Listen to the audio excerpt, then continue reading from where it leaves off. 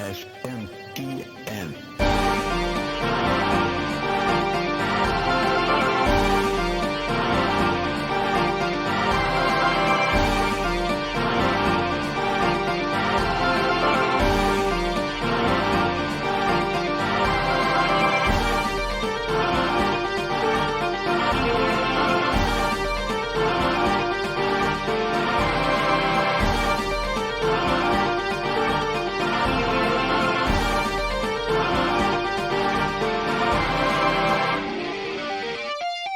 How's it going, everybody, and welcome to Shin Megami Tensei Network link 392.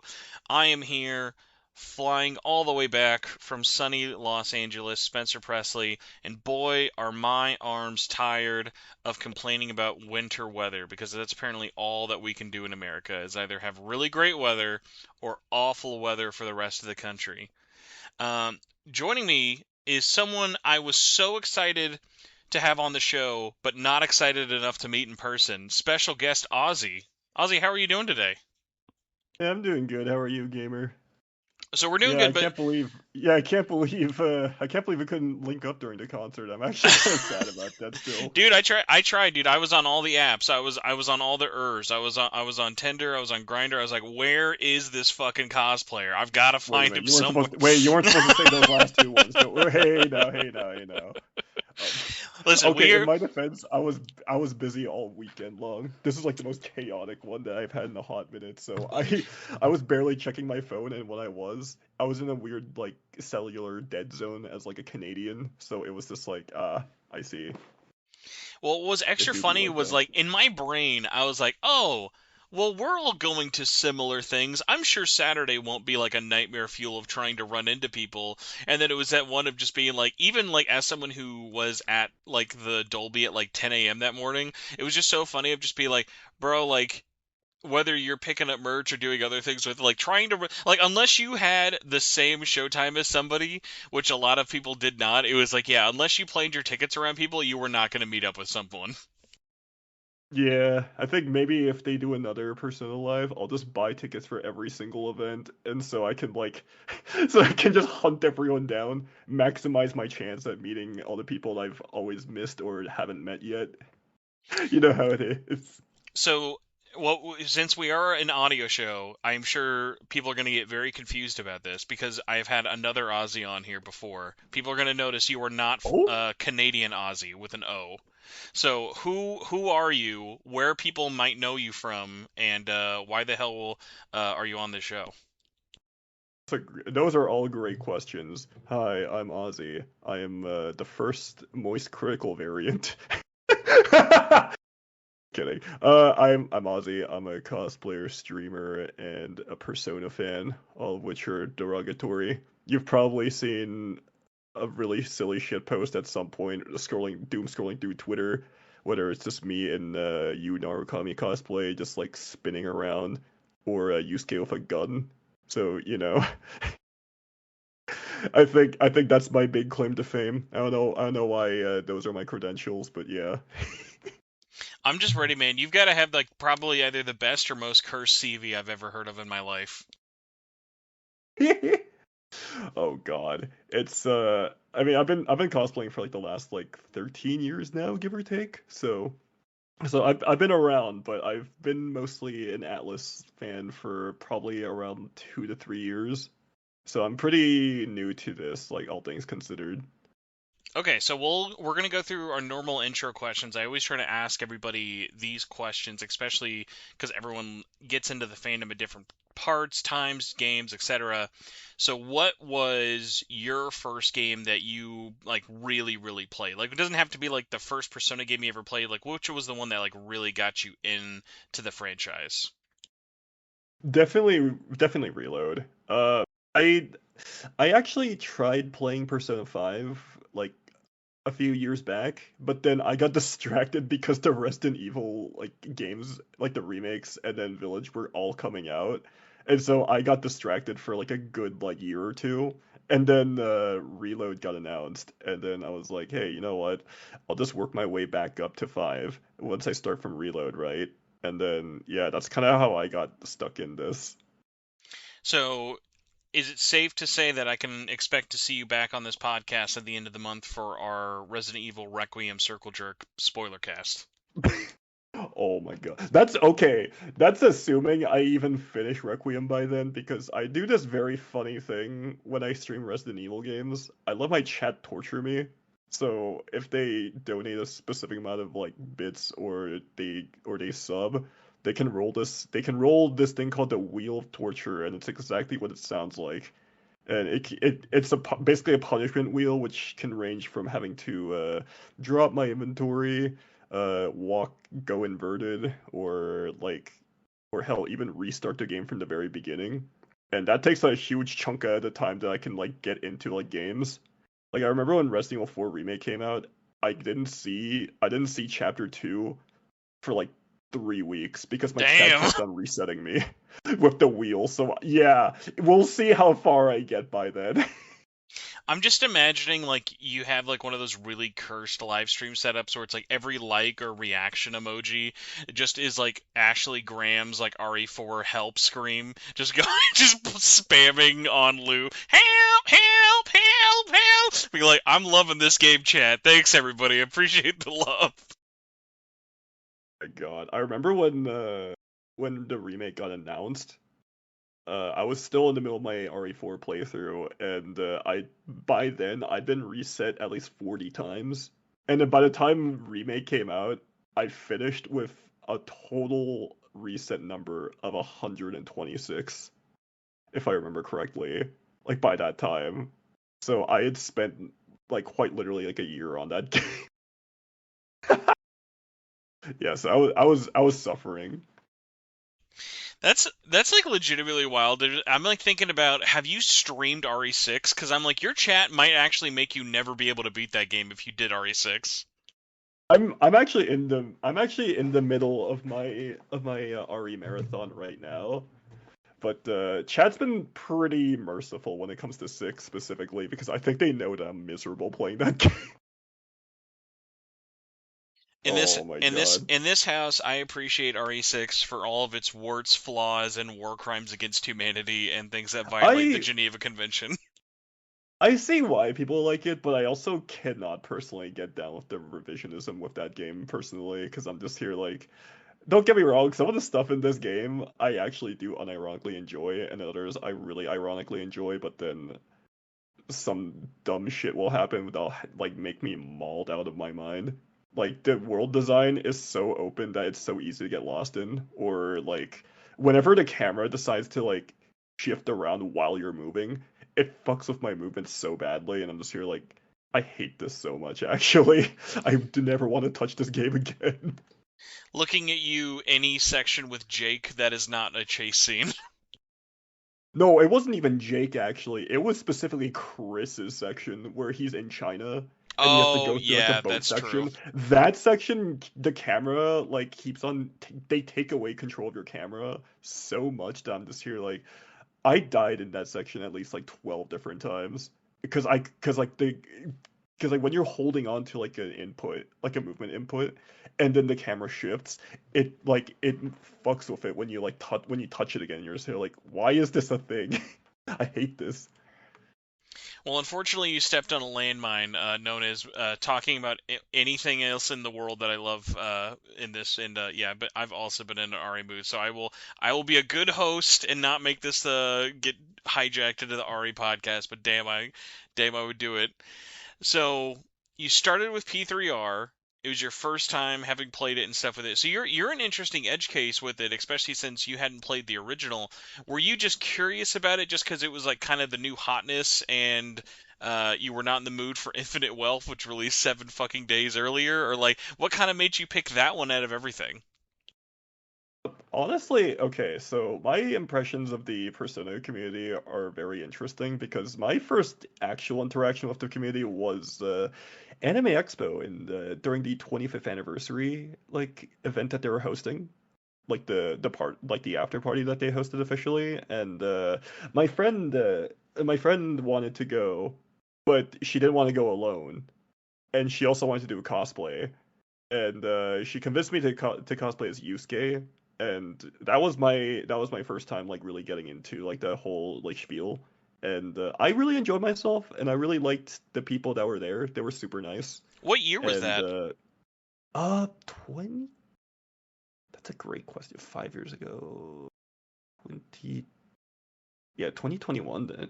Yeah, it was 2021 then, I Oh, think. for the Persona 25th after party thing. Yeah, the Okay, Persona because I 25th. was like, Yeah, that. so my first AX was for the big 30, not 30th thing, but it was kind of like Atlas is allergic to having anniversaries. That makes sense, but they were doing another anniversary. My first one was 2023, and the main reason I went, I'd always wanted to go to AX, even though the horror stories were real, or at least they were out there. I actually did not hate my time at AX, but what was very funny was the main reason I went, and it'll tie into our talk with the episode later, was for the concert they did, the like SMT band concert they had done, and they had Oh, leaned into it really big. yeah. Did you I go to tried that to at we all? tried to we tried to, but we couldn't make the time for it. I'm gonna tell you right now, I don't know if this will be a controversial take or like I'm genuinely curious because there's not been a lot of people who went to both. I wonder if I'm in the minority, but like especially like having put a lot of time in between like both concerts now, that it's been like over a week since Persona, especially of like I think in terms of like a musical performance concert, I actually think I liked that one better. Now, in terms of like the presentation and like the like pomp and circumstance of it all, obviously playing at the Dolby versus like playing at like a smaller club venue like outside of the convention center is not even comparable at all. But it was just one like a Yeah. couple of things that really came up with it. Like I'm super glad I went to both, but it's kind of wild because I think like if you had like told me is like, hey, which one do you think would like be the better show, or like which one do you think would like hit me there? Because like the whole bummer at that show was I think if they had just pitched it as a concert, a lot more people. Well, A, it probably would have sold out because the tickets actually, ironically, never sold out. There was a funny thing where they straight up were just giving people tickets. There was like, "Hey, did you buy a Persona bumper sticker? Here you go. Please go to this concert." Because I think what scared a lot of people away was people wanted to go to the concert, but they tied it or they said it was tied into Anime Expo, and they were like, "If you don't have a badge to Anime Expo, you can't go to this concert," which ended up not being true actually. Yeah, I think that's always kind of a risky gamble. Like honest, I think that's always going to be a risky gamble, just like tying it directly with the event. But I think there's a little more incentive for it now because of like how much interest there is for like in-person events now, Oh, especially, but I mean, like, especially post-COVID. I think especially it's increased post COVID, but the other tricky part is, unlike that concert, tickets for AX will sell out. And how many of those people who have tickets or are willing to buy tickets on the secondary market are going Well, to do not it for as that? much. Well, not as much anymore because I don't think they actually I don't think I don't think they no, because the Anime Expo that happened at like once the restrictions were lifting, they actually capped it for the first time like in a long time from what I remember. And then after that, I don't think they ever truly capped it if I'm gonna be honest, not from what I remember because I've been going for quite a few years. So I've So, never yeah. yeah, and I've been kind of curious, especially just because in especially post COVID, cons have been such an interesting one of we saw like that really big wave of like okay once people kind of opened up again it felt like a new con was getting announced like every week, whereas like I feel like especially going in now in 2026 it's kind of interesting of like okay the staples are still there, but I think in terms of a lot of the new ones very few of them kind of like stuck it out for multiple years, but like AX is just one of those definite ones of like yeah it would pretty much take another pandemic for AX to like ever get canned. Yeah. So going back to P3R for you, played the game. Was that one where you had played it like normally, or were you playing it on stream? And like, do you feel like that kind of like I extended the played it time? I played it on stream, so there was definitely a bit of a time tax. There was definitely streamer tax on that end, like for sure. But I still really enjoyed myself like playing it, and I did go back to try and finish off some of the other things that I never really got to finish. Because like the first playthrough, I did not finish. I did not finish the like student council. Uh, I did not finish the student council. I didn't finish Odagiri's link actually, and Oh, okay. yeah, I didn't finish his link. I only I only romanced Yuko the first time around, so I wanted to see what the other ones were like. So I've definitely gone back to revisit them like on my own time.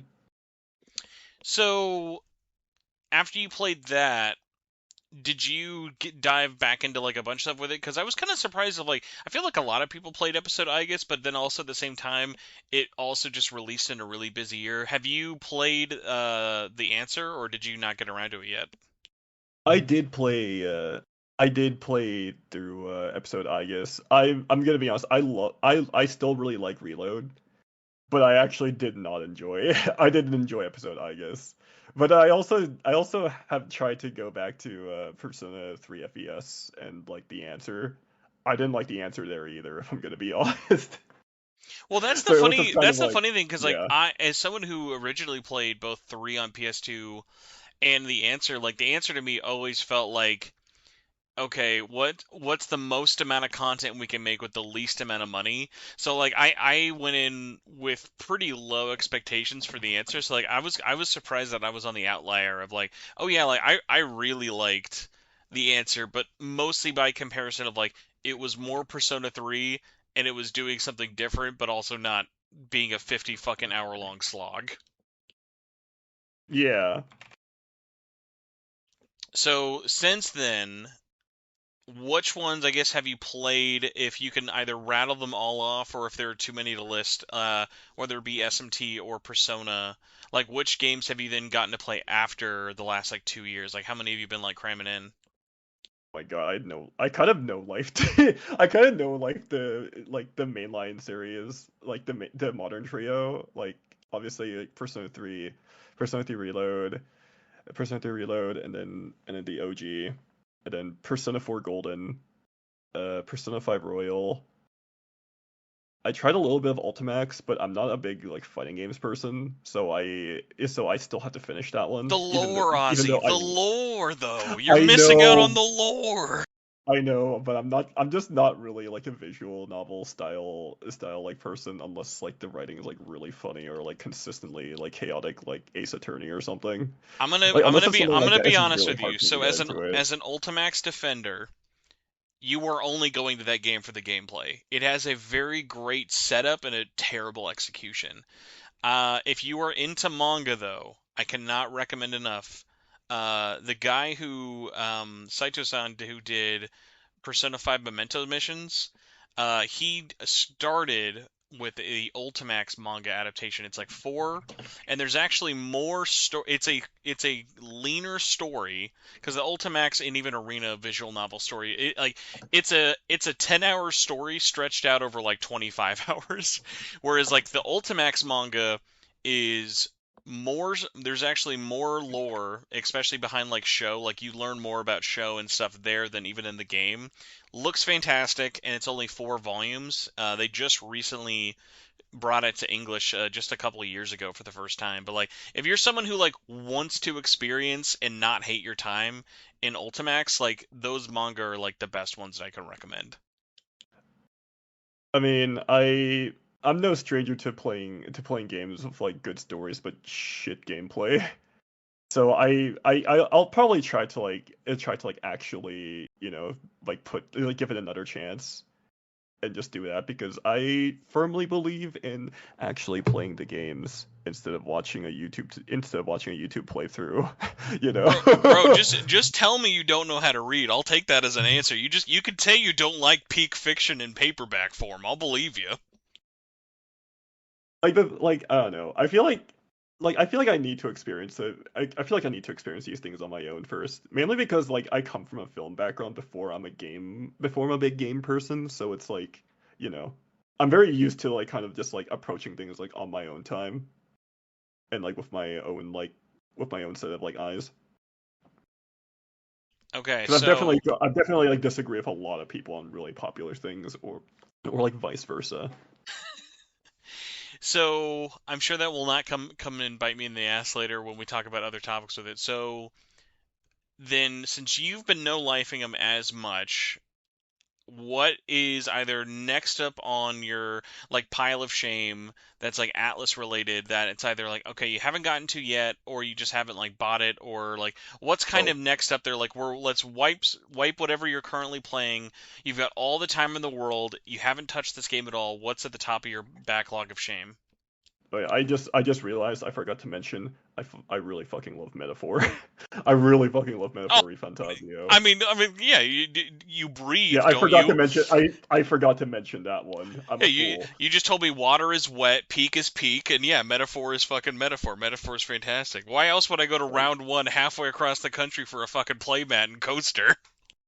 one of my friends actually got me the collector cup from round one, as well as the game card from from round one that was exclusive to that. So I was actually really grateful, and I got like the Hulkenberg and the That Basilio offer to coaster. trade, I got a double UFA. I'm still that offer to trade is still Wait, I might valid. actually take you up on that. I really like Yufa. I got two UFAs because when I opened so when I went to the first wave, I told because it's one of 13, and UFA and Basilio were my like top choice, but I was like, if I had to get a girl, Yufa was my number one because I was like, oh, I love her the most out of like all the girls in the cast, and I got two, and I was like, man, I'm not complaining about six eyes, but also I only need three of these eyeballs. Like I don't need double I Yufa. I would have been happy with literally anyone. I really love that cast. No, no, I mean I really love that cast. there's no bad choice for the coasters. It was just extra funny. I'm like, bro, when your odds are 1 in 13, you've got to have some really bad gotcha luck to get doubles.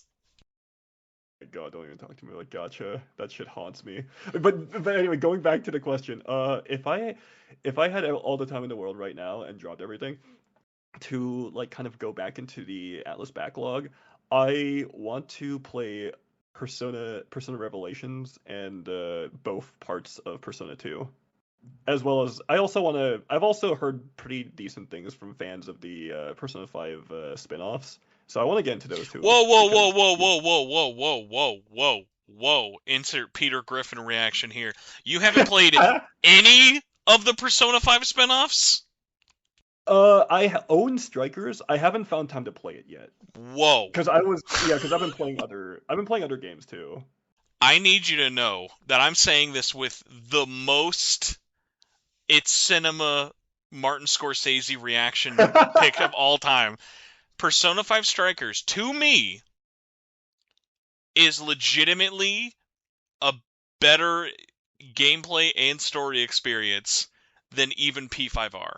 I cannot recommend it enough. Strikers fucks hard, and the only proof I need is Zenkichi. That man carries that My game on okay, his so fucking back. my friend cosplayed Zenkichi, so that's kind of why I've been like super interested in it, as well Yo, as like my who? friend I like cosplaying. never see Zenkichi cosplay. Do you know the wolf? Like, I mean, he is referred to as the wolf, so I'm just gonna say no because I don't think you're actually friends with real life Zenkichi, but I would like no, that to be true. his handle is like the wolf is the wolf, and he cosplayed Zenkichi, and also my friend cosplayed another friend cosplayed Sophia, so that was kind of why I got really interested in playing that at some point. I know I actually can see that because like I definitely feel like there are a few holes like a few noticeable holes in like the story for P5R, even though I still really enjoy it.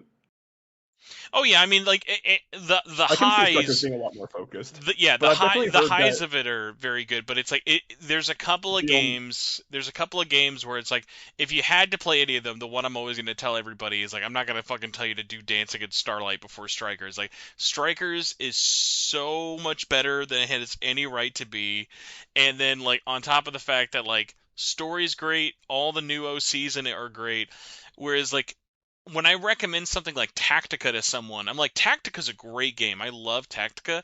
There are many things that I could imagine turning people off on that game, and that game has a couple of things that like I wish it did better that make it kind of a little less like mainstream, or not even I feel mainstream, but like bad for things Tactica popular. actually. I feel really bad for Tactica because it was sharing the spotlight with Persona 3 Reload. And Like in terms Metaphor. of the announcement. and metaphor. But also, here's the thing, though. I feel like Atlas actually really believed in that in Persona 5 Tactica because during the convention season run, when it was like right before it actually came out, they had booth setups for Persona 5 Tactica as well at Anime Expo because they had like a photo booth and they were also giving out keychains for I anyone have that showed got up to that one. I listen, as that was my first AX, let me tell you, it was so funny because everyone was bitching like, "Where's Persona 3 Reload? We want to see Persona 3." And I was like, "Dude, I'm eating up all this Tactica." So they had the ice cream collab, they were handing out Yeah. Oh my. Oh, keychains, dude. they No, were not just handing that. out. The shake ramen. Do you remember the shake ramen? Yes, yes, Yo, yes, yes. ironically, I still have two of the buttons for that one when they were doing the Persona 25th anniversary. So I have the Makoto Yuki one and the Joker one. If It's you want fucking crazy. if you want to know what kind of a degenerate I am, Ozzy, this is a moment for you to either bond with me or leave the podcast quietly. During that collab they did, and I have the thing right next to me for it. So like for the ramen and for the what was the name of the company? The Fluff Ice. I went up to them on Oh, like day one. yeah. I went up to them and I was like, "I'm so sorry. Can I get an empty cup for both sizes?" And they're like, "Yeah, why?" They're like, "I'm a big, dumb, stupid Atlas fan, and I just like the idea, like I'll have a like version of this cup to remember forever." And like even all these years later, I want you to know I did the exact same thing at round one because if you order any of the round one food, they have a little like fried like paper tray where like after like I got my Okay. gyoza and I was like asked the person. I was like, "I'm so sorry, can I get one of like those like paper things that I can just bring home with me?" And like the look of Okay, shame that I I should have had, I did No, not no, no, no, care. don't, no, no, no, no, no, no, don't feel shame about that because I was not physically able to go to like some of these events, but when Persona 3 Reload was having their, I think it was, I think it was high tea. Oh I think yeah, it yeah, was they like did. it was like a Yeah. bubble tea collab that they were doing like around PAX time.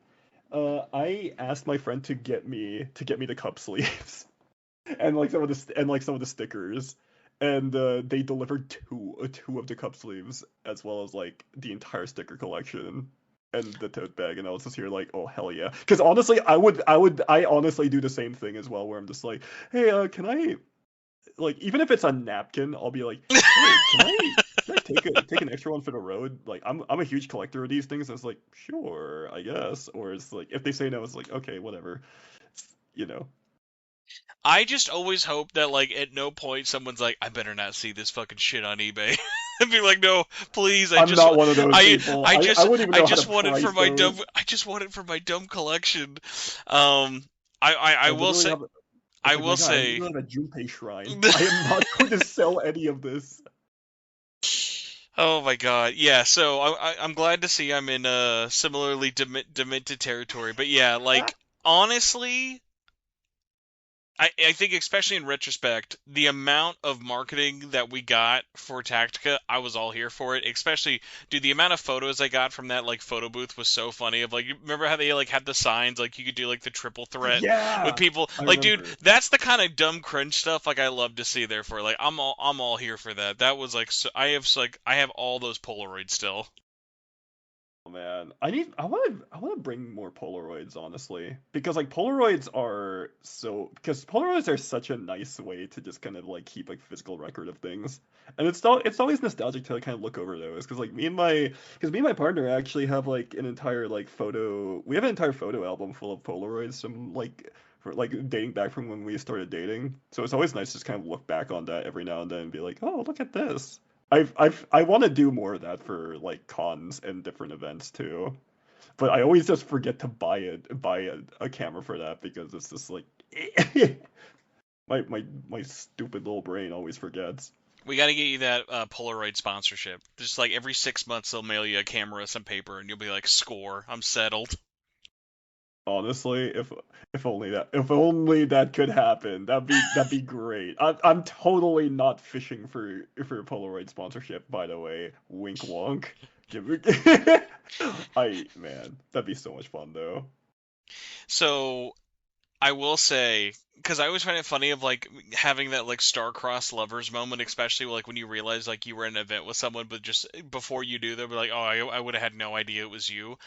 The funny thing about AX 2013, no, 2023, was I made the fatal error of day one. I don't know why I offered this, but I was like, "Oh, hey, I'm like the head person in this like community thing. So what I should do is I'm going to offer my services to everybody in our like 10 plus thousand like Facebook group to be like, "Hey, if anyone wants exclusive AX merch, just let me know and I'll buy it for you and bring it back because getting merch at AX is painless and never a problem at all." No, So absolutely not. on the first day, I brought a giant, like, person-sized red suitcase because I was like, bro, I'm gonna get all this merch and I'm gonna have the best time ever. I'm gonna load up this suitcase, set it, forget it, and I'm gonna have a complete blast. And then little did I know, ordering the merch was a fucking Herculean effort on its own, but then, because they were so bogged down with orders, I didn't get to pick up my merch till I think the last day, if not like the second to last day of AX. So I'm there day one Thursday, not picking up my order until Saturday night, Sunday morning, and it was just so funny of just being like, I'm now just being a fucking asshole walking around all of AX with a giant piece of luggage. I had to get like a weapon check on it too, because people are like, "Why are you bringing this?" Like, there's nothing that I had to explain to people. A, why did I have luggage, and B, why was it empty? Because I was like, I was planning on buying $1,000 in merchandise. I'm sorry, I'm an idiot. I can't even blame you for that. I can't even blame you for that, honestly. Like the first time I ever went to AX, I almost fucking went broke. Like it It was wasn't even it like would the if it it was wasn't my even the own exhibitor money. halls. If it was my own money, that would be one thing. It was because I was trying to get orders for all of these people, which, by the way, don't even then get into the logistics of then I had to ship it all to all these people. No, But like, the funny thing with I've it been in was, that same what boat, honestly. But thankfully, the people that try to get stuff from me, like when I'm going to Anime Expo and they can't, it's usually just kind of, hey, can you get me this one can you get me this one exclusive like sweatshirt or this exclusive print or this exclusive like whatever at this one table or whatever. So I've been very lucky that I haven't had to do big group orders, but it's still kind of like a chore because AX there's a lot of people at AX for those of you that don't know, but also like navigating through places like Artist Alley or Exhibitors Hall gets pretty complicated because those areas are like actual dead zones for like cellular service. So it's like you kind of need to be able to map these things out and like travel on your own because otherwise you're kind of cooked. Yeah, and ever since then, anytime I go to either a big or small convention, my wife will look at me and she will say it with her words or her eyeballs and will just make a face that says, "You are fucking never doing group orders ever again for the rest of your life." It's hard to blame her honestly because bringing that stuff back over is just kind of a pain. Yeah, Like it just was in general, it's a pain doing it for yourself, let alone for other people. Let's be honest. 100%. The only saving grace I will say, because that first day was the day of the concert, God bless them. The SMT concert actually had a bag check. I was like, thank God. I was like, bro, I do not want to have to lug this thing around because that was like a full on like you're in a club's like no chairs standing room concert only. I was like, please, please don't let me be in the mosh pit with the red luggage. Anything but that. Oh, actually, okay. Did you notice that there were a lot of big bags at the Persona Live concert? Oh Like, yeah, a lot, a lot. yeah, Honestly, people. I was a little surprised because I was too. I was going off of the Dolby bag check policy, and I was like full on thinking like, oh okay, so unless like I'm bringing like a tiny bag, all this will get brought away. But like for our like at least at the like Saturday show at the beginning of the day, I was like, oh damn man, we're just letting fucking anyone in with anything.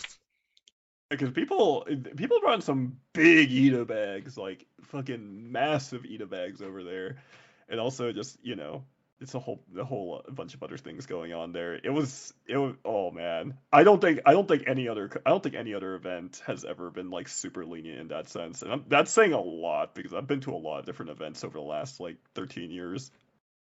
Yeah, we gotta honestly, we might as well just transition to concert talk, but I mean, kind of related with it, because I decided to be a big fucking loser and spend my day at Disneyland instead. So on Friday, I'm gonna have to remember the name right. There was the Persona rave, right? Yeah, I guessed it at that one. I was So very late to it, but yeah, we don't talk about that. So how was it? What was it It like? was I fun. saw I saw like a couple of videos and screenshots from it, but I was a little bit surprised. It was a obviously like the club video size. I'm not gonna see it like flooding all over my timeline, but I got asked about it by way more people than I thought. It was pretty much you were the first one who made me aware of it, and then as soon as you had Hmm, brought it up, everyone was like, "Are you going to the rave? Are you going to the rave?" And I'm like, bro, I don't even know if I'll make it home from Disney. I don't even know what I'm doing right now. that's fair, honestly. It was a lot of fun. I wish I could have shown up sooner, but the travel logistics from Canada have always been a little bit, you know. And like, you add in LAX to that mix, you're kind of in for like a recipe for disaster. So Oh, dude, yeah. So I looked.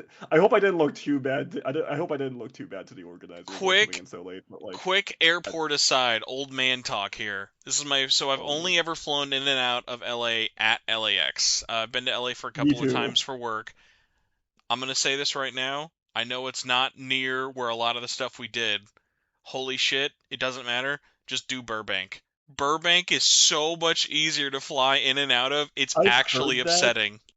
I've heard that, but it's really hard to do because I come in internationally. So like, No, yeah, you're right. I All I right, all I right. That's quite true. literally That's have true. no other You choice. you have no choice, but everyone else out there, trust me. I was a Burbank denier for a long time. I should not have been. I want you to know this. This is a real thing that I can't believe happened. Getting in and out of Burbank literally like takes like it took us less than 10 minutes from going through security to our gate, which like by LAX standards it's like, "Oh, well, I mean, what are you going to do for the other 7 hours of your day?"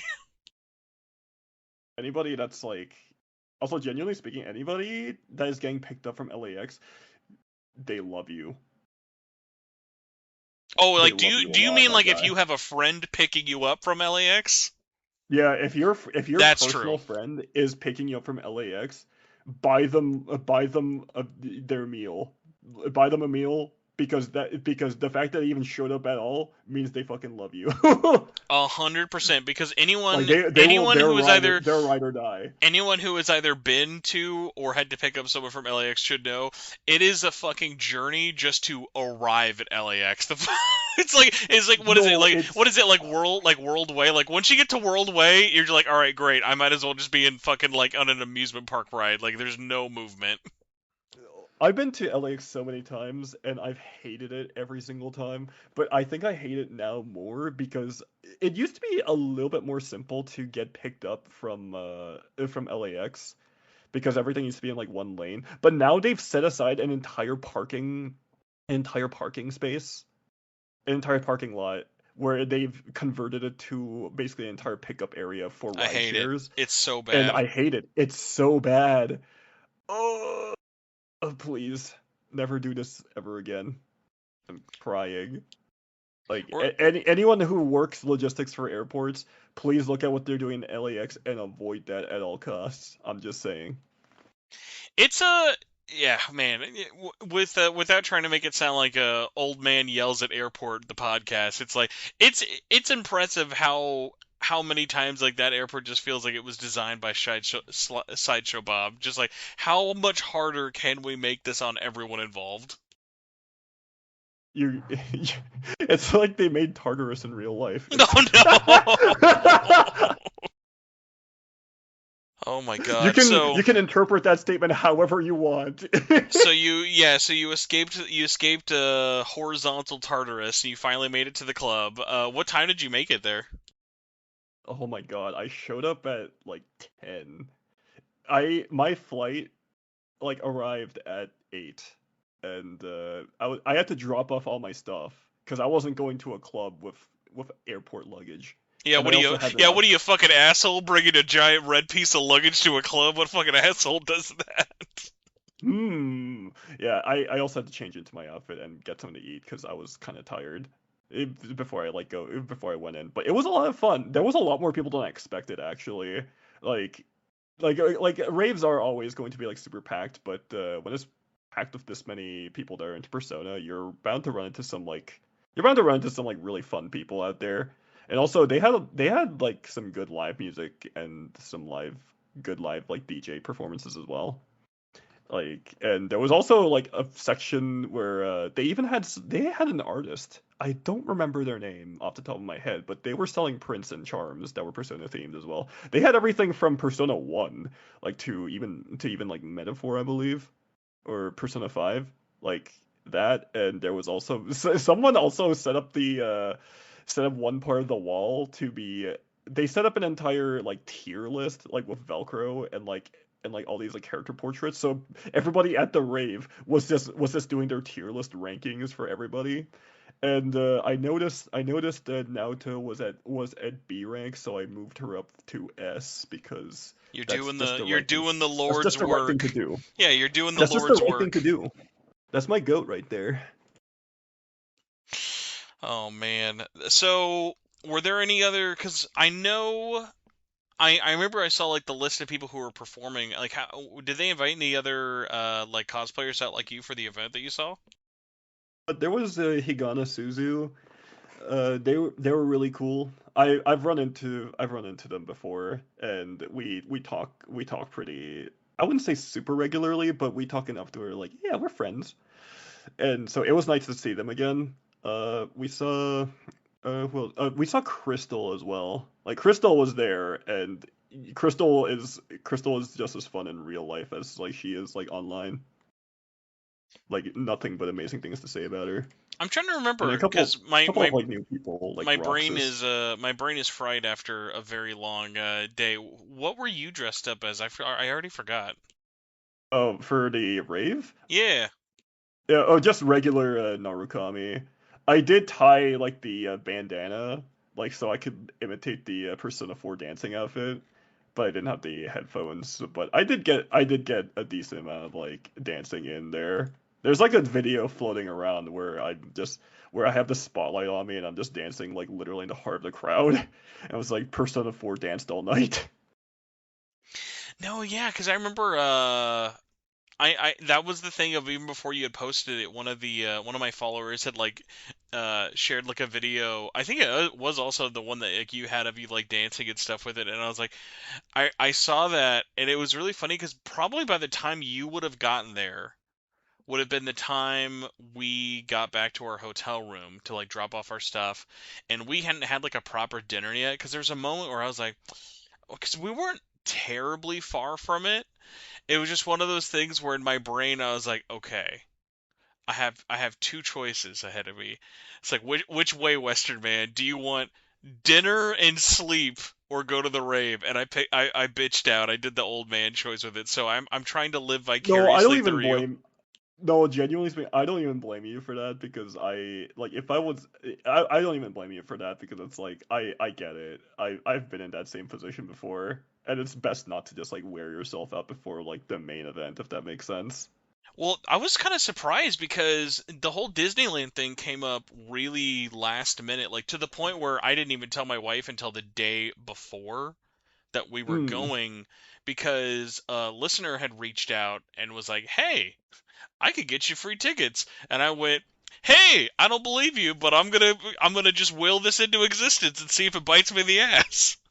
So, it did end up happening, but it was really funny because I was like, "Well, worst case scenario, if I'm not able to get free tickets, I could. There's worse places to be stuck at than Anaheim. I'm like, I'm sure we could find shit to do out in Anaheim."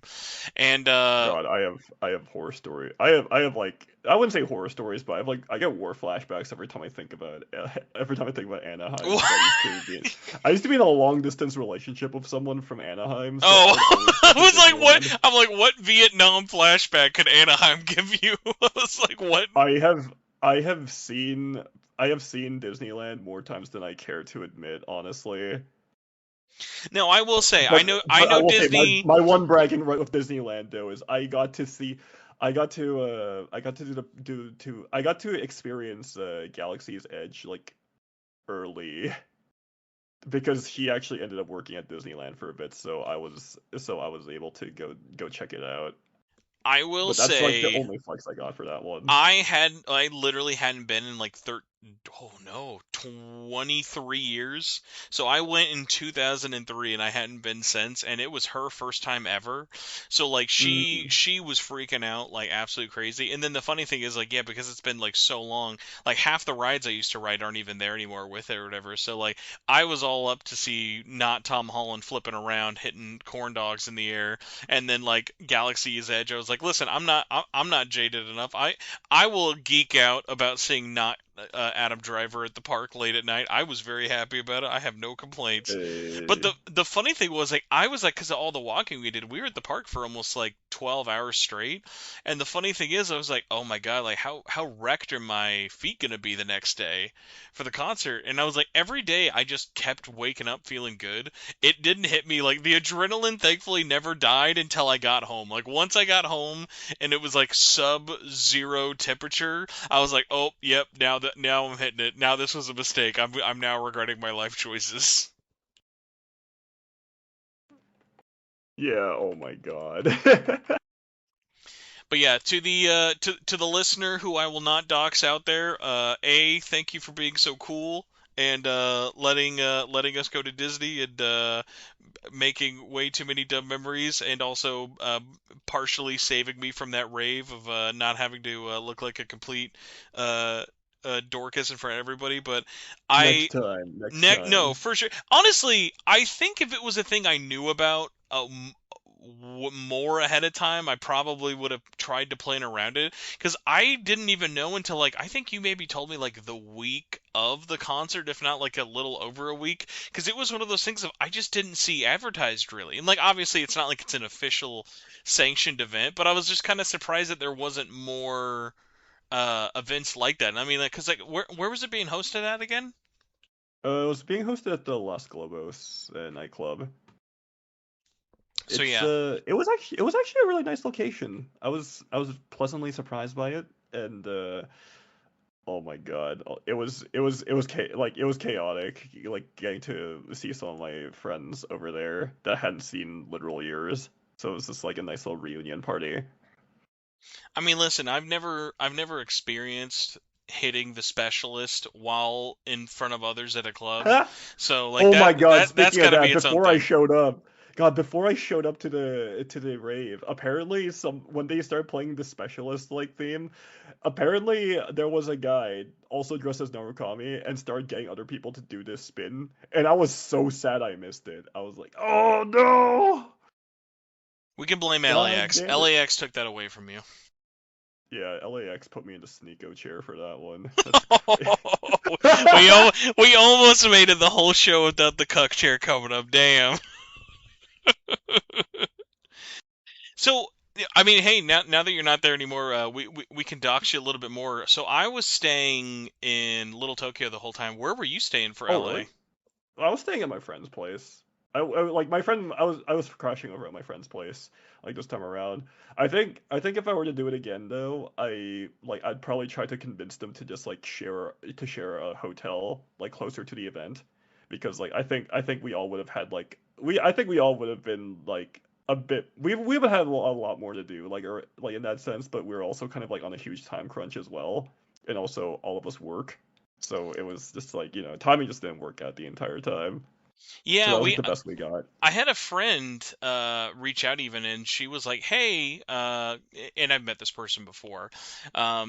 They were like, "Hey, you can totally crash with us," and it was like, honestly, would it save us a ton of money? Yeah, but like the whole thing about this trip, because while I didn't have as much time to plan this as like I had even hoped for, because I remember like you, me, and everyone else was like shitting our bricks when fucking November came around, and they're like, "Who's ready for tickets?" And we all said, "Fuck me, no, I'm not, but I guess I'm Oh buying my them anyway." god. So like having less than 3 months was less than ideal, but I'm at least glad I kind of just went into turbo saving mode, because it was that thing of like, hey, the only times I've ever been to LA is for conventions and work trips. And so it was kind of Mm. nice to just be like, hey, let's stay somewhere nice.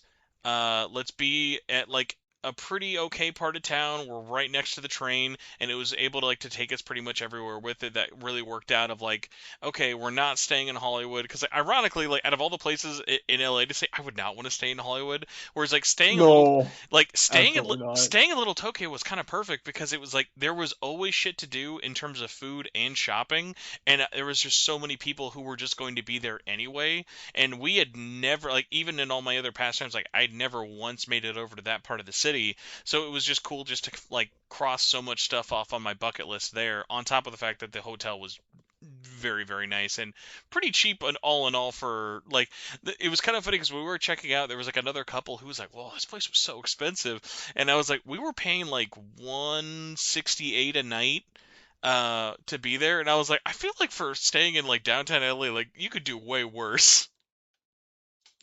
God, I will say like this. Usually, I don't plan out my trips at all, besides one major event or like a sub event.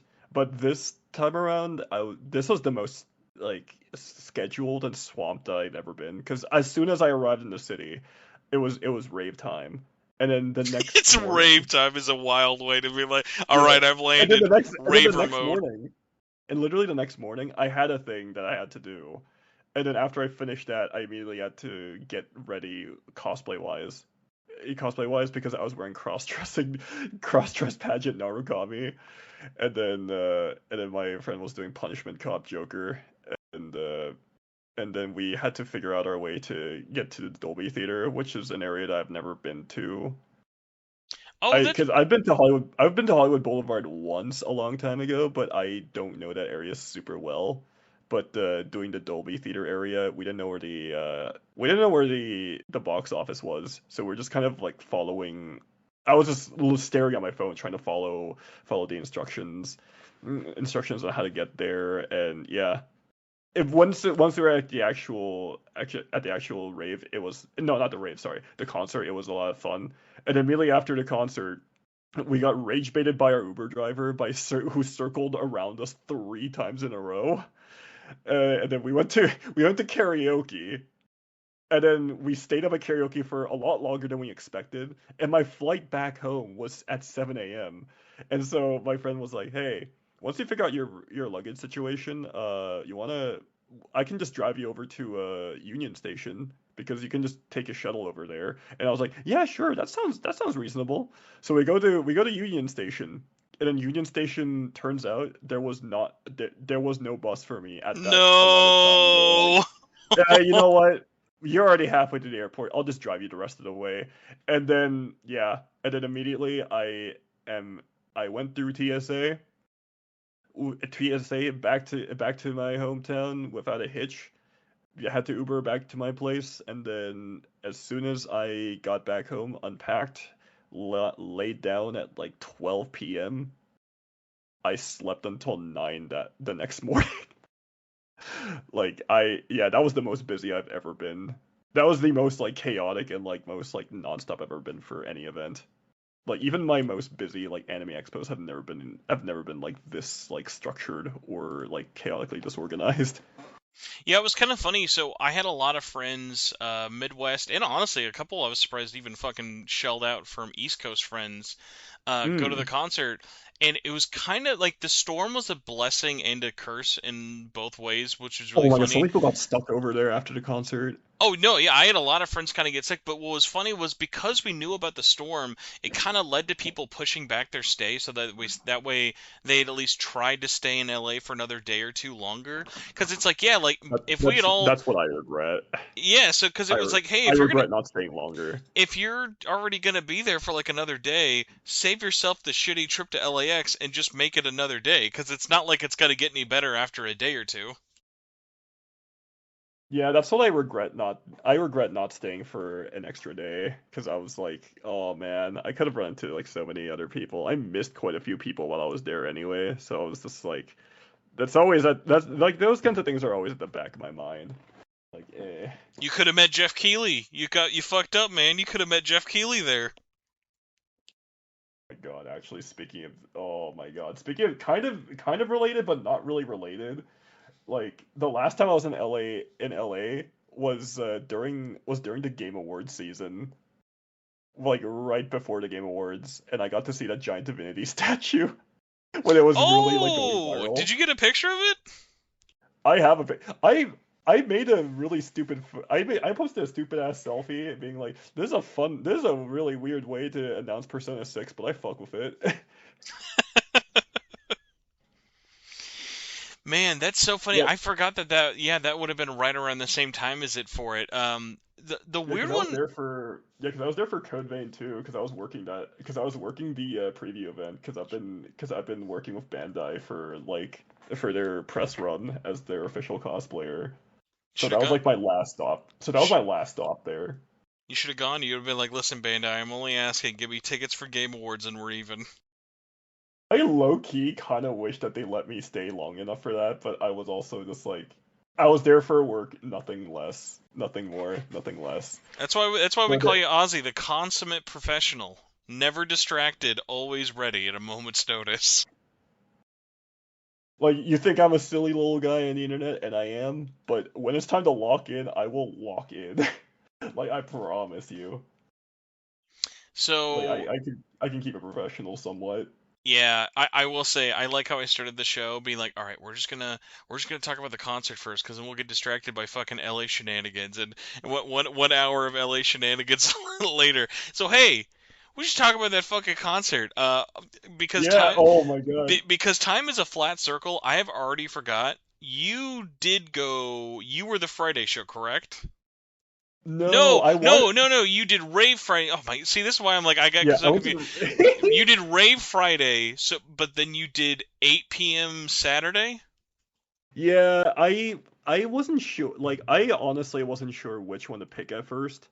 And by the time I got my tickets, like it was already locked in at that point. So I did not know that they were gonna add in like a Friday showing either. If I knew beforehand and I hadn't booked flights beforehand, I probably would have tried to have gone to that too. But yeah, I would not have been able to make it in between. Like 7:50, like 8 o'clock arrival. Nah, I was not making that in time. I would have missed most of it.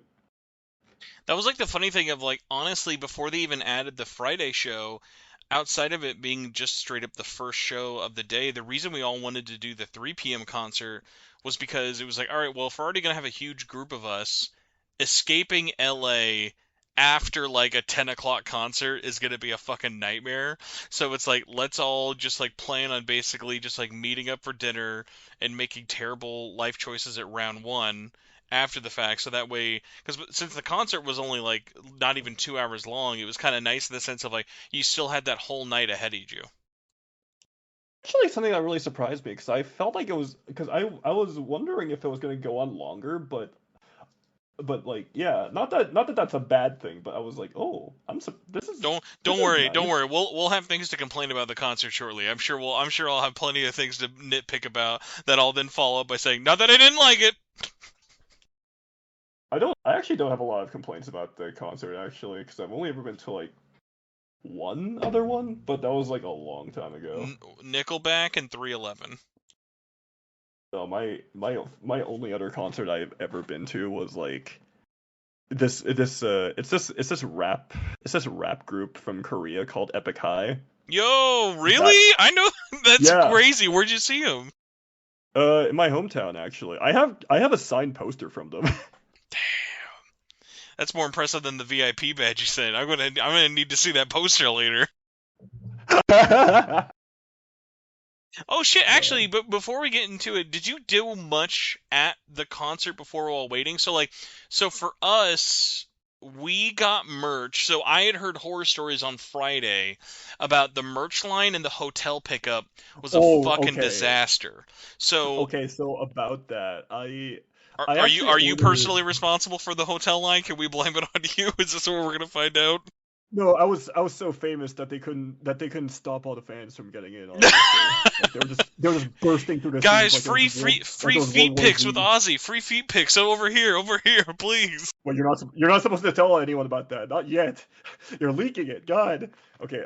But actually though, I actually pre-ordered one of the light sticks because I thought it would be a really nice little souvenir, right? But once I saw the line, I was like, like me and my plus one, we were like, you know, I think this one might be cooked.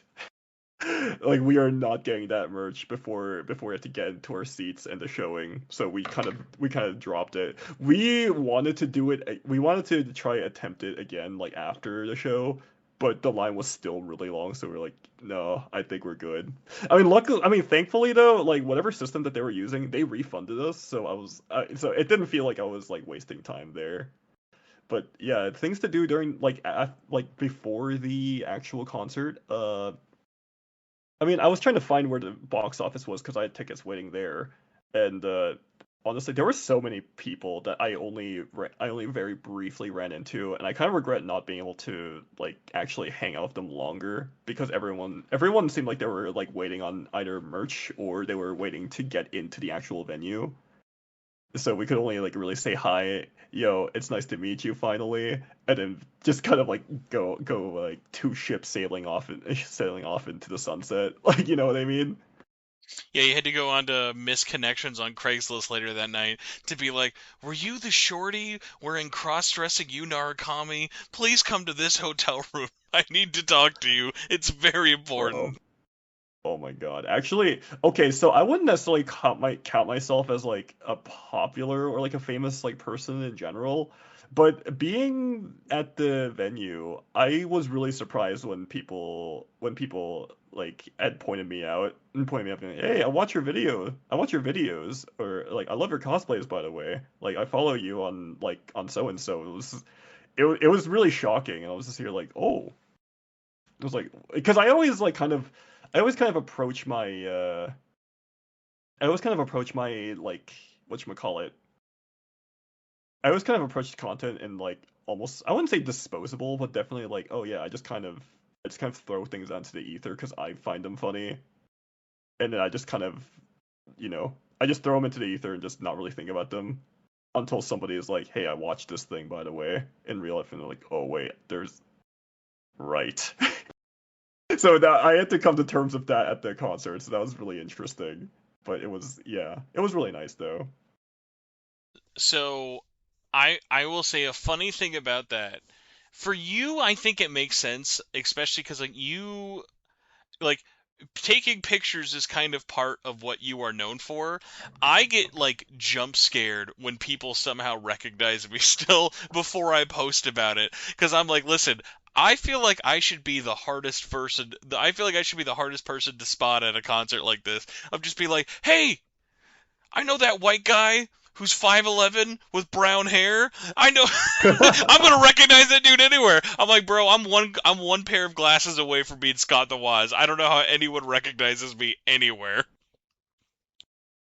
You also don't really like post a lot of photos of yourself, like I've noticed either. So it's like that's actually a lot more like surprising It's is ju- that someone can like recognize you. it's very funny because I think I know I know I had like posted when we were lining up because what was funny was the 3 p.m. show, for being a sold out show, legitimately couldn't have been more opposite from the Friday or the Saturday night show. It was extremely chill and really easy just to like hang out with people. So they weren't letting people into the Dolby until about 2:30.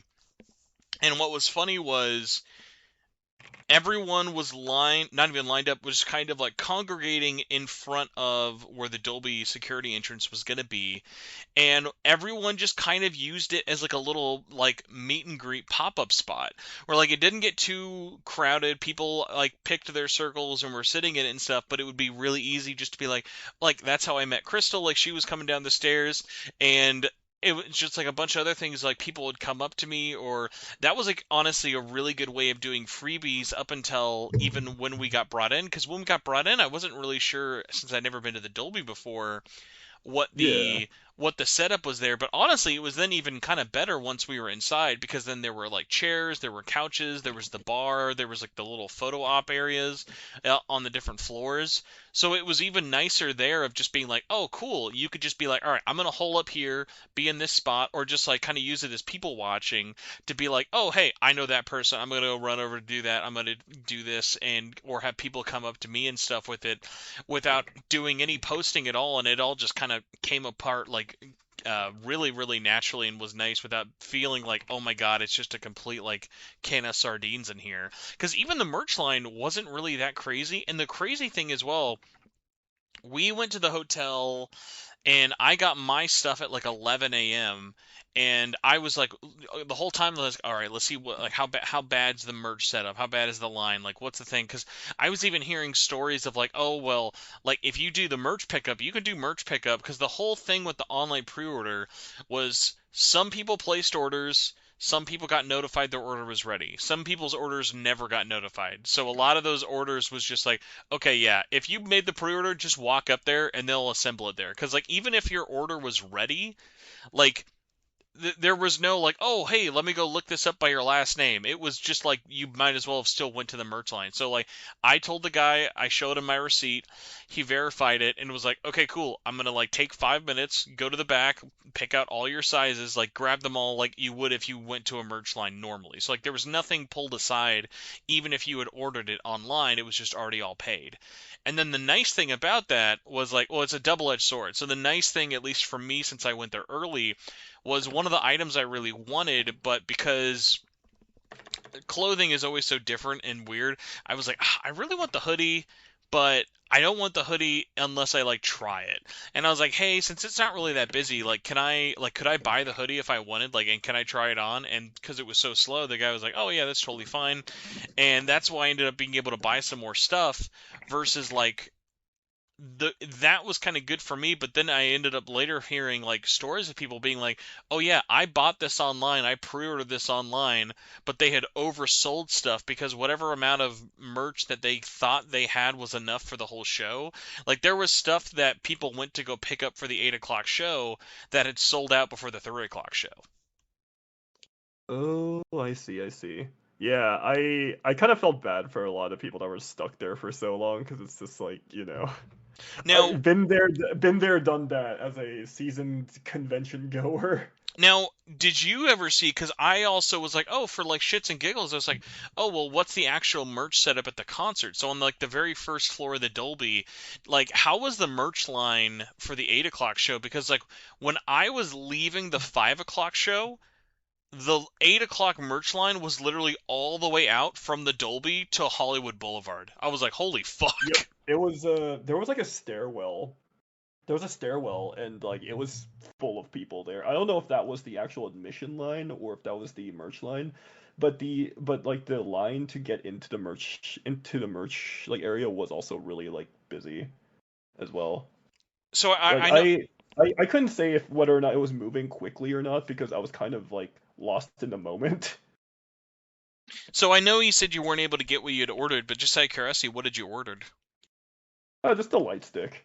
Dude, I wasn't sure whether or not I wanted to like splurge on all the merch there, but I was also just like, because I only had like a very limited amount of space in my luggage, so I was like, hey, you know what? A light stick is probably all I need to really commemorate this event, right?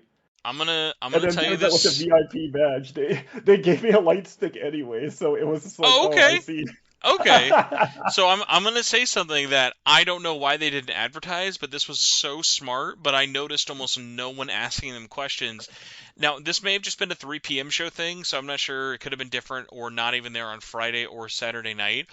On every floor of the Dolby, at the edge of the staircase was an employee with a giant bag of light sticks. So if you just wanted a light stick, they had an employee on every floor who was just selling light sticks. Oh, really?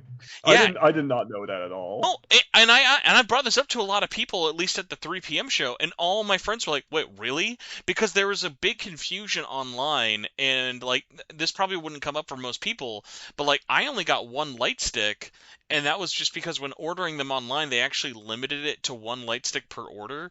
And then what was funny was, They did, yeah, they definitely did that. Yeah, I remember. and so they must have just had a bunch of extra light sticks, so that's why they sent all these employees out with bags because they were like, oh, and I mean, judging off of the video and like having like my concert, it felt like fucking everyone and their mom had a light stick, so I don't think it was a problem at like our show.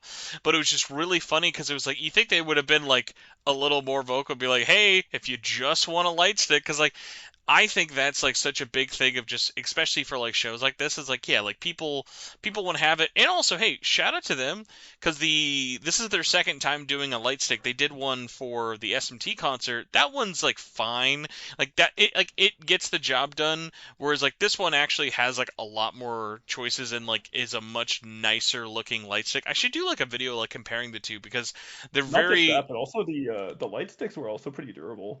Yes, they felt way sturdier than the 2023 ones. These ones were like That's what I was for really 20 worried bucks about. you could So do I way was, worse. yeah, honestly, I was surprised at what we got because I that was kind of like a worry at the back of my mind. It was like, was I wasting like 20 bucks?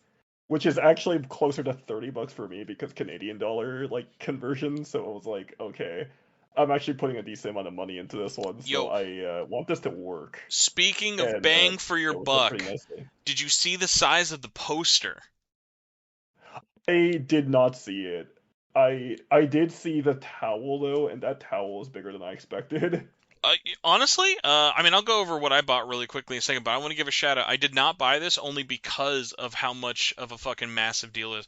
So, like, you know, when you go to the cinema, they have those movie theater size posters. For 20 bucks, that's how big the poster was. I was like, oh, maybe it's an 11 by 17 or something small. It was so big that I was like, bro, I would have to literally mail this back home. Like, I would not want to carry this with me back home on a flight. Like it was that big. Like if for 20 bucks, especially if you're a local, like that poster was a fucking steal. Wish I could have. Unfortunately, the Canadian conversion always cucks me really bad from like getting any merch that I really want. So I always have to like kill my darlings a little bit where I'm just like, okay, I just gotta do that. I can only do one. There can only be one. Yeah, I will say I'm gonna list what I bought, and it'll still probably sound bad to you, but like I at one point had a way uglier looking total. All in all, I ended up coming away with I got both shirt designs. I got the hoodie, the bag. Yo, shout out by the way, that tote bag, way bigger than I expected, and that's like a legit like you're going grocery shopping tote bag. Like that bag could hold some pounds. That was a trooper of a bag. And That sounds like a the towel chonker. as well as the lights. Honestly, it was, and it was just really funny because like after I got everything, I was like, oh, I spent like about like 200 bucks with it, but it was like the thing I was genuinely shocked about because like Atlas merch quality always varies throughout like the time and stuff with it. I will say $40 for a t-shirt is a lot of fucking money, but for the first time ever, I was like, it felt like it was actually printed on a very nice shirt with it. Like all their merch in the past has usually been pretty good, but it's usually either a double-edged sword of either the quality of the merch is really good, but the sizing is fucked, or the sizing is good, but the quality feels really cheap. Like this one was the first one where it didn't feel like we got like overstock from Japan. Okay. So that's the preamble for Okay, can we talk about mine. the show itself Yeah, though? yeah, Like the oh my the actual oh show. Well, actually, my only other question I had pre-show for you, because I'm not even sure how much time you spent with it for it. Like, was because I knew there was a VIP area. Was there like anything there, or was it just basically like like a private area you guys could just wait for? it was basically just a lounge. They had like a bartender for that one where they had like the drinks, the Seas drinks or the Phantom Thieves drink, and they had like a backdrop where you could take photos at, like kind of like a premiere setup almost. But it was mostly just an area for people to just kind of decompress and just chill out for a bit. I felt really out of place. I'm not gonna lie because like this is a VIP area, mind you. So you're gonna have like all sorts of different people over there.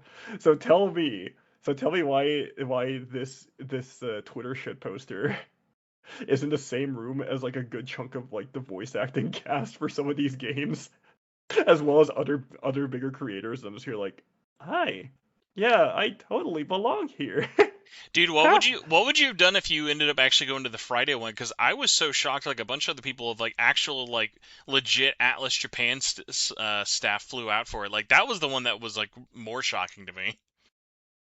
Oh, I mean, it's a big deal. I'd imagine it's a big deal to them considering it's their first show in the US, like for Persona Live specifically. So like I'd imagine that like calls for bringing people over, you know. If I went there like during that time, I probably have lost my mind low key. I will say it was a little bit tiny, like a tiny part of me thought it was funny that out of all the Atlas staff who was there, Shoji Meguro was not there. I was like, yeah, that fits. I mean, listen, man, you go independent, you ain't getting the free flights to LA anymore. Do be like that. But apparently he's going to one of the ones in the UK that's happening later this year. I don't know what it was called, but like I know it's more It's symphonic for though. the Metaphor Symphony one that's It's coming up, more of the isn't it? symphonic Yeah, end yeah. though, so I feel like that makes a little more sense.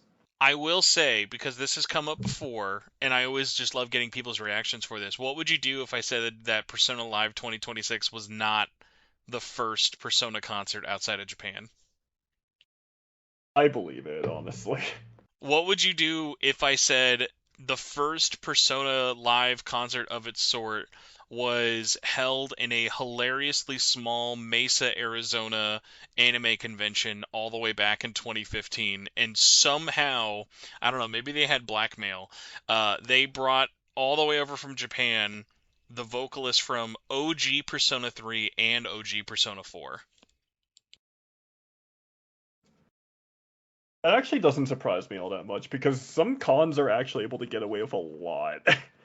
So the funny thing about this, so that was But I'm curious as to which event that could have been though. so it was a con out in Mesa, Arizona called TaioCon. It still actually happened. The funny thing is Wait, actually I've heard of that one actually.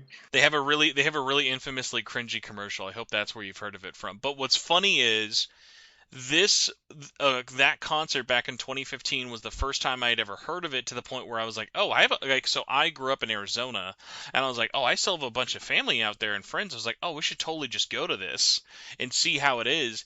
And let me tell you, by the way, like that was like one of those like great impromptu concert moments because that came out and they legit played all the hits, not only from Persona 3 and 4, but also like new ones from Arena, Ultimax, Persona Q. Like hearing all of those live and in person for the first time was absolutely insane. And then like the fact that like they all did like meet and greets for everybody like after the concert was absolutely surreal. But the funniest thing about it was like so the next year Lotus Juice came back and I think it was just him or it may have been like one other person as well. But like when he came back the next year, it was so funny because when I interviewed him, he was like, "Oh yeah, yeah. Atlas did not like that they they did that because it was basically like they did it officially, but it was not like a sanctioned thing by Atlas. So Atlas then was like, "No, you guys are like you could do your anime songs. You guys cannot just straight up do Persona music in some fucking small anime convention." So like that was the funniest part with it was like never an officially sanctioned thing, but because like performing No outside of way. Japan, it was like there wasn't a standard for it. They weren't like used to getting like anime conventions flying them out for this. So they were like, "Oh, sure, like yeah, we'll perform these songs and stuff with it." And like it was so wild that like that was what we kind of got to experience, especially cuz like honestly for someone like me, like I don't know any other time I would actually like Lotus Juice, like being from America, less weird to like see him like touring or like just being in around America. Whereas like the vocalist, and especially for from like Persona 3, like she does way, way, way less performances nowadays. That like yeah Yeah, that's gonna be my only time to hear like OG ass Kimino and not fucking break down bawling in tears. I think that's really like okay. Was this like early like 2010s or like late So it would have been January Ones? 2015. Okay, that still checks out because like that era of convention going was really different from back when. A It's hundred percent. really different from now because like I still remember when like smaller cons were able to get guests and you could get autographs for free because they automatically like kind of covered the cost of like doing that by bringing them in. Yeah, and I should like try and like either reshare it on my social or whatever. I still have my autograph from Troy Baker, like from my very first anime con actually, Oh damn, and I got what that year for did you meet Troy Baker? like 2013. Okay. Yeah, Yeah, so like he was at this con called Animathon a few years ago. This was like around the time like The Last of Us came out as well. So like he was already kind of starting to pop off, but he still was able to like make time for this one convention that was being held in a university campus in the middle of like the redneck area of like Canada. but yeah, so that was the tiny aside because I always love putting that out there because like honestly, that's also one of those things like I've told people who work at Atlas and even Atlas like West people are like what the like what the fuck is Taiyokan? I've never heard of this before. So like obviously it's not on the same scale as like a Persona like live concert for it, but it's like listen, when like this is your we've got McDonald's at home moment and you still get to see Lotus Juice in person, you fucking take it. You take it every time. I will say I want to advocate more for those like smaller events, honestly, like the community run ones, because like they really go out of their way to like try make their like con goers like really happy, especially back in those days too, like before things were like kind of bought out by like bigger corpos. It's Because a you can really like, especially since we're very seasoned like on like with con going, so we kind of we know these like different eras, like the modern era versus like what we kind of like were used to from back in the day. do you know or watch any of Tim Robinson's stuff? Robinson stuff? No. No, it's a there's a it's a comedian. He does a bunch of stuff nowadays, but like he's got a really great bit where it's like he goes to a live show and he's like, it kind of feels like it's a fucking cash grab, man. Like I'm just imagine like that's what like the old heads must sound like when you're like thinking like, nah, man, if you're not performing on a fucking $13 fold out table, it's a cash grab.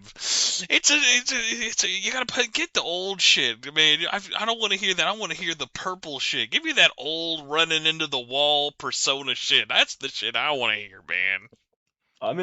I am very like now that I've hit my 30s, I kind of understand where a lot of those people are coming from now. Where it's just like, yeah, I feel like they saw the signs early, but we just kind of ignored them because we were having fun, and now we're in the same position that they're in. I kind of get it. Like, I think there was a lot of good that I think there's a lot of good that's come from a lot of the modern stuff, but I do think some of the older stuff got things a little better at times. We're It like more than one thing can be true at once. we've got a special appearance from the Sneeko chair. We've got special guest star LaRue here. No, Oh. what do you mean you just woke up? Hey, Like, oh, let me take a LaRue. power nap before we record. LaRue, I What I do you slept. powered up? Yeah. You're like knocked out. Oh my LaRue, god. I have really bad news for you. Are you ready to hear it? You guys are done. No, we just got to talking about the concert. We haven't even Oh. gotten to the concert yet. Oh, perfect, guys. We're just yapping. We're You got saving time for yeah, you. you just heard us bitching about LAX and Anaheim for about 2 hours. We were waiting, we were keeping it warm for you. Yeah, we're All right, professionally works for bench me. warming. So we just finished talking about Old People Con, otherwise known as the only convention LaRue will ever be mad he missed in Arizona, because we were talking about TaioCon, and then we were Oh yeah. Cause the real one, God, that was the thing I forgot to ask you, because I think you either did a video or something else with it, but like that was my favorite fun fact to drop on people at the concert of like, did you know that this actually is not the first official Persona concert in the United States? Like I always like thought those ones are so funny because like obviously everyone remembers the Lin one last year. Did you? Because you guys both went to that one, right? I wanted to, but I actually missed out on Anime Expo last year because for a really funny reason. DashCon 2 was happening. No. DashCon 2 happened in Toronto, and I did not know if they were gonna do another one after that. He But said, it sounded like, "Sorry, Lynn, I'm going to the ball pit. I can see you next year." look, I did not listen. It may or may not have been a historical relic by then, and I was not willing to take the chance to miss out on another historical event, so I Oh my decided to go. god. It was I actually a lot of fun, but I really am glad they're hosting it again this year, but thankfully not at the same time as AX. The only way that So could I be can do funnier both. is if somehow DashCon 3 had the budget for Lynn and they brought Lynn out there. If only. So LaRue, we're being invaded by special guest star 2 weeks in a row. He almost overslept through the whole show. It's impressive. Did you know he could sleep in the song? LaRue, how are you feeling today? How was your nap? How was your siesta? It was pretty good actually, because so I switched my work schedule, so now I don't work the regular 5 days a week. I work 4 days, but it's 4 10s. So I get a 3 day weekend every weekend, and I actually like it a lot. Also, The LaRue, this is fine. This is actually our first time like actually like hearing each other's voices now that I think about it. Because we've missed each other every single time that we've been even remotely like in the same vicinity. Yeah, um, it just sucks. Like for me, it sucks because what ends up happening is like at that concert, for instance, it was like so many people hitting me up back to back to back to the point where I didn't know who to respond to, and I was like, oh, I hate this. I hate this because I had to choose which social link to advance. You know. So No, oh so my I god, I that's hope fair. I hope Wada-san appreciates the fact that you cucked all of your friends to hang out with him at Buffalo Wild Wings after the Friday night concert. He better appreciate that. Yeah, I mean he did recognize me, which is kind of crazy because I'm like, oh, like hopefully it's not for any of the dumb tweets because my tweets can be very crazy. So hopefully it wasn't for that. You're, what do you But mean? You're John Persona. What are you talking about? It'd be a shame if he didn't recognize you. yeah. Well, I mean, it's always weird because I never know who's gonna know who I am and from where. Because sometimes people will recognize me from Twitter and they'll be like, "Oh, you're Did you know Tense?" And I'm like, "Yeah, that's that's one way to call me." Oh my Actually, god. Spencer, I ran into a guy from SMTN who recognized me from being in SMTN. Yeah, the real ones. The real ones know. Yeah, he was like, "Oh, how you been?" And I was like, "Oh, it's so weird to hear my government name." Yeah, we were dead naming LaRue. We were dropping the hard first name there with it. That was the funny one too because I remember because I saw Drew for the first time in forever and Oh, I, and when I saw Drew, by the way, literally hadn't seen Drew since TaioCon, like mhm. forever ago. But what was funny was like I like said like, oh yeah, we're gonna try and be up with the LaRue later. Drew was like, who the fuck is that? Oh Now, my mind you, god. you've met Drew before, but I was like, yeah, Yeah, that was a different time. That was a, I think those may or yeah, may not have been the Obama years. That's how long ago that yeah. was. Bum. But yeah, Oh my god, so LaRue. Oh my that, god, that LaRue. Okay. You even though we didn't meet at Persona Live, your presence was still felt during and before our concert because your tweet fucking popped off where you're like, the only green I saw at the Persona Live concert was the fucking guy farting yo, everybody yo, back yo, yo, everywhere. we gotta talk about that. We gotta talk about that fart tweet because we're in a very special situation here because primarily we've got all the shows covered. Because Yep. Laura, you went to all three, right? No, I only went to the first two. I was gonna go to the third one, but I decided Okay. not to. I was There, by the way, stupid. there were some PS triple ballers who I met at the show who legit bought tickets for all three shows like fucking psychopaths. But I was not that person. Yeah. So you saw No, maybe Friday, next year. I saw Saturday at 3 with you, Mhm. and then Auzzie had the 8 p.m. show. I'm gonna be real because I saw the fart tweet did blow up. because it was a banger. And I saw the like TikTok that came up after it. By the way, I'm just gonna say this. Don't know that TikToker. I'm just gonna say that guy probably just saw your tweet and was like, I can make a good TikTok out of this. Because I'm gonna be real. Yeah. I saw the jokes. I was at a pretty central part of the stage at 3. Not a single smell complaint to be seen by anyone. I asked all my friends. No, same. Oh yeah. I think I had a lot more like plausible deniability for mine at least because mine was the 8 p.m. showing, so like you wouldn't have been sweating your ass off like as much as during like a day showing, if that makes sense. Well, I was like, Yeah. I couldn't spot them, but I felt like I could feel AC in the show. Like I don't think they have like fans, but like I felt like air coming on me. It didn't feel particularly hot. At least it felt like very Yeah. neutral. So there had to be air conditioning. Yeah. Yeah, I felt But that. that I whole feel that that way whole too. that whole tweet bothered me because I like if I can go back in time, actually I would delete it.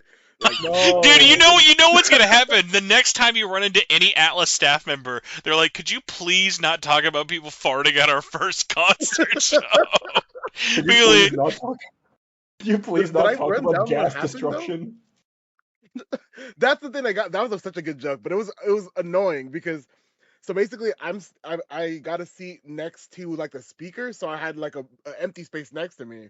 The guy who was sitting in the seat next to me was also incredibly short, and he had like a average to like a little above average height guy in front of him, so he couldn't see. He was like doing the whole tippy toe thing, trying to get around, and I was like, oh, let me do my random act of kindness, and I'll move a little bit so he can actually be in my area, and I'll just be like in front of the speaker.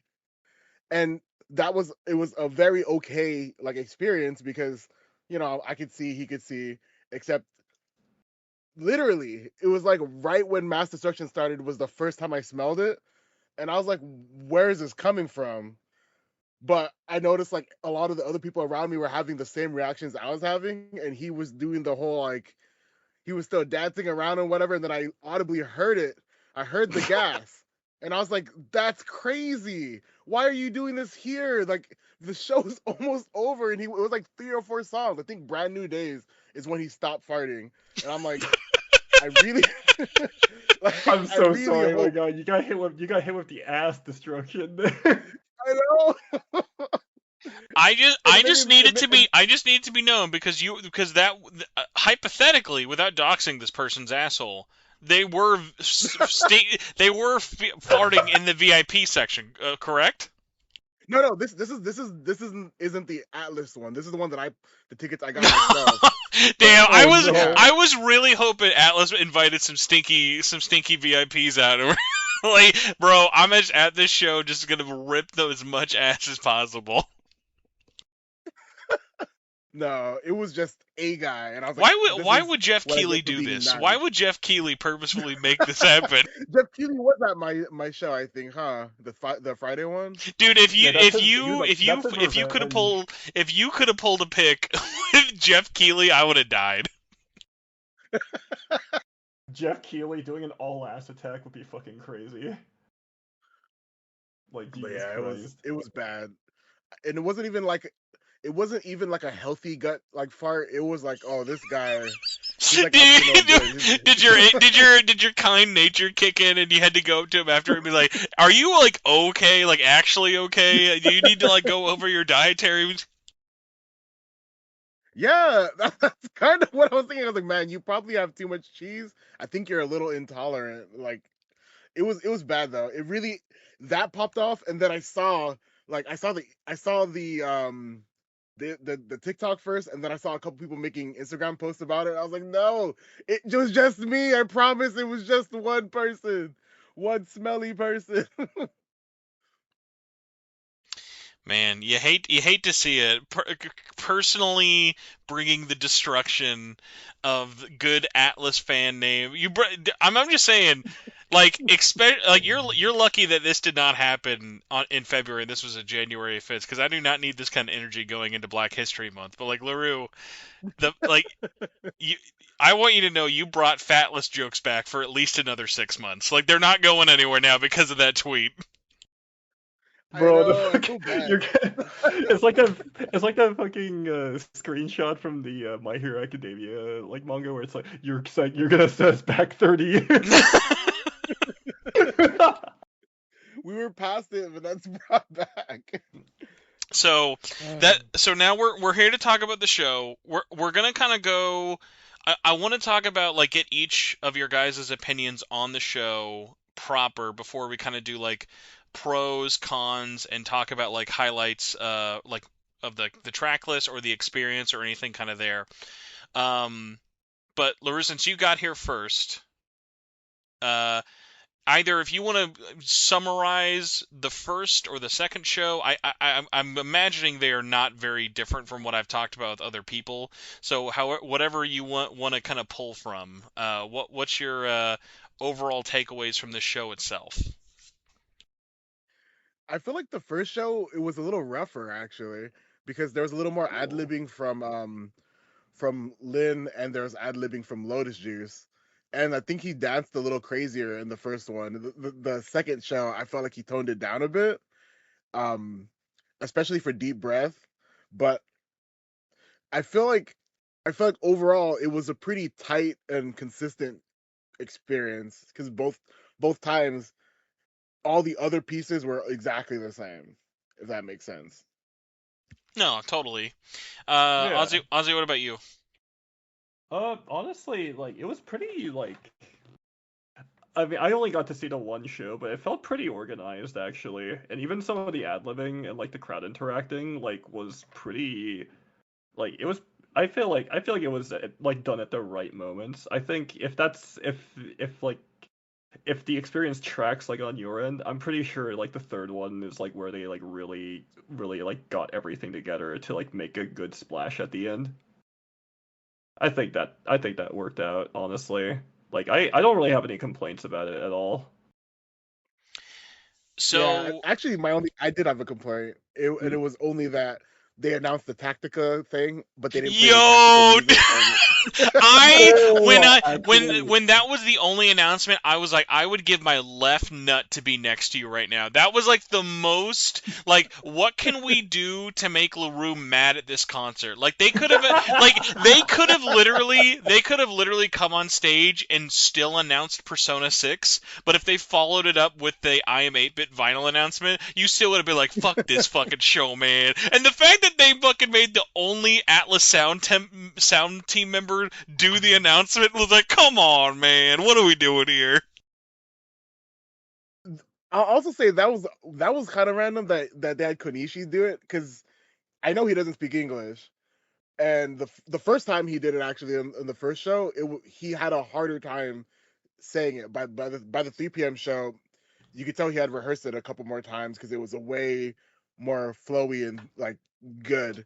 But in the first show, people actually kept interrupting him to be like, "What about Persona 6?" It was actually kind of cringe, but it sucks that I Am 8-Bit has Persona vinyls on a stranglehold. I'm gonna say, because this is thankfully a tiny aside, but I've actually got multiple beefs with that announcement. Like that announcement did not ruin it for me, but like that it legit was like such a random like, what are we doing here? no, it felt a little random actually. Number one, why was that announced in the middle of the show? Not like at the end of the show. Why was that announced in the middle of the show? And a show, by the way, mind you, that didn't even have the courtesy to play one full track from Tactica. They're like, hey guys, I know you loved 30 seconds of one track from Persona 5 Tactica. You'll love paying the $80 vinyl and getting it in 10 months. Oh my god, actually, I'm surprised that they put it in the middle for you guys because it was literally at the end for us. Like at Oh, least they like fixed at least right before the encore. Like that was kind of it. I did feel like even then it was a little awkward, but like It's what's funny is like because I think it's a show. I have a lot of I have a lot of complaints actually about how they use the video elements, but it was just like there were again I assume most shows did not start right on their dot with it. I'm like, why not just like do what they did at the SMT concert and just have that like on the TV screens? Oh, by the way, that's without even addressing the elephant in the room. That wasn't even an announcement. They had already just fucking just said, oh fuck it, we'll tweet about it 2 days before the show. So it's not like we didn't know that album was coming. Yeah, that's what made it really weird. I'm like, you guys couldn't just schedule the tweets for like 2 days from now instead of like ahead, because then it like really cut the enthusiasm. I think I think people would have had a bigger reaction if it was new news, but if it was actually related to P5 directly instead of like a spinoff, or if it was related to P3 directly, I think it would have been a lot better. I don't know. I feel like everyone expected an announcement. That was just a random thing to announce. I think in a show where people are expecting either nothing or on the complete opposite end of the scale being like P6, I think someone optically has to look at that and go, it is better for us to announce nothing. Yeah, that they were gonna announce a tour. Actually, that was what I Dude, thought, and I was that's so It upset. would have been nice, actually. Yeah, now that you mention it, I didn't think it's about that. it's really Yep. weird, especially because like I don't know, and I mean I know that these aren't really related with it, but I'm like I'm feeling a little concert cucked by like the Persona Orchestra concert that's getting ready for in Japan because I'm like, bro, I had a Oh blast in yeah, LA, but I would really love to go see that orchestra concert because that's getting a stacked lineup. yeah. Uh, Well, the orchestra thing looks crazy because it's like different games on different days or something, or different yeah, so it shows, and I'm actually like, man, incentivizes you to buy like extra tickets too. yeah, it's evil. So I I, It's just jail. Yeah, like, so the Tactica thing, it's a whatever one. I'm only upset just because I think Tactica.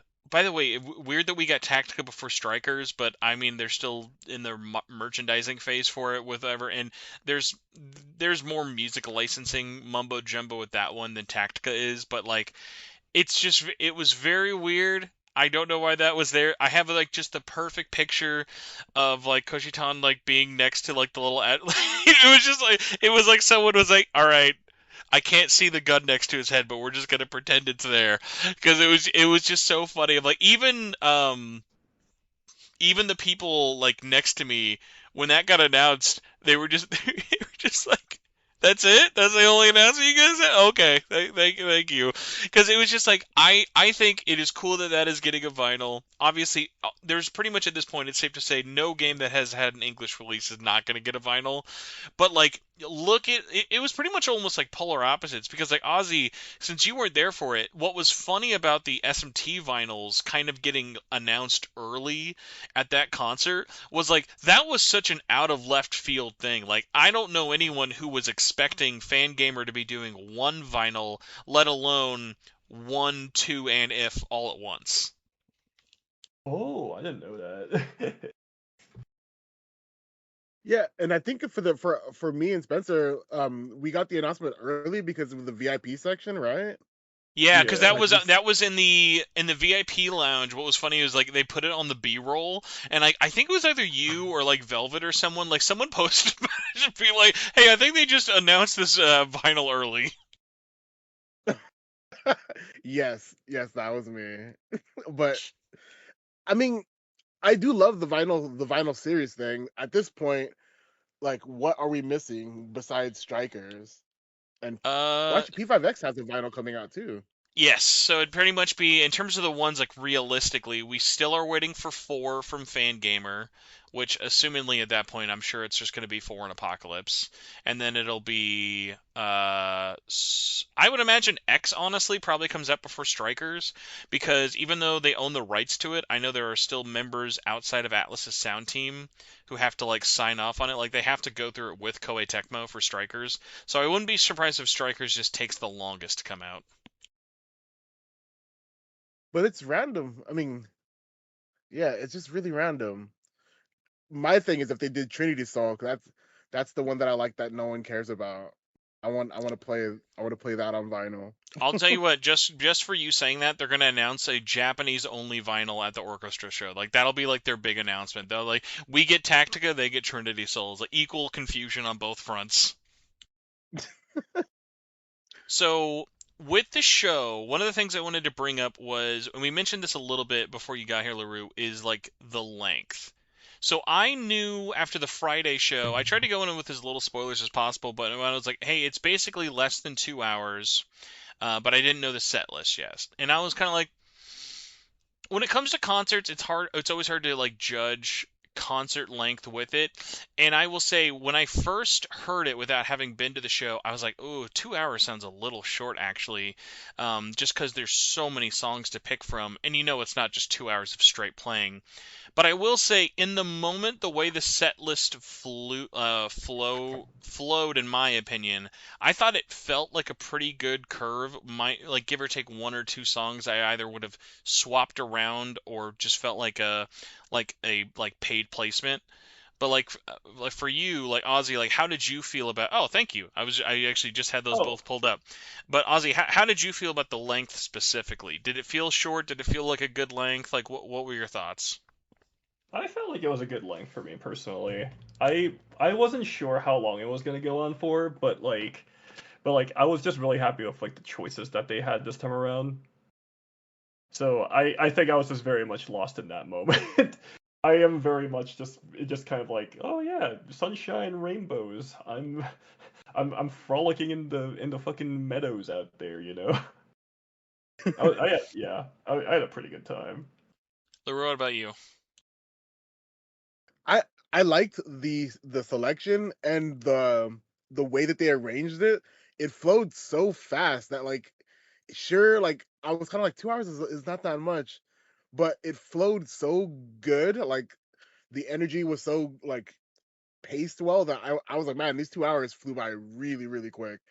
I don't think there's a single song that they chose that I was like, man, I wish they chose something else. Like even I made a video, like a really small video, just talking about things I wanted them to play. And none of it got played, but none of it got played except Battle Hymn of the Soul. But this set list was like is very perfect in my opinion. This is like it's like the quintessential if you had to pick what people need to listen to from P5 and P3. I think this is it. So Yeah.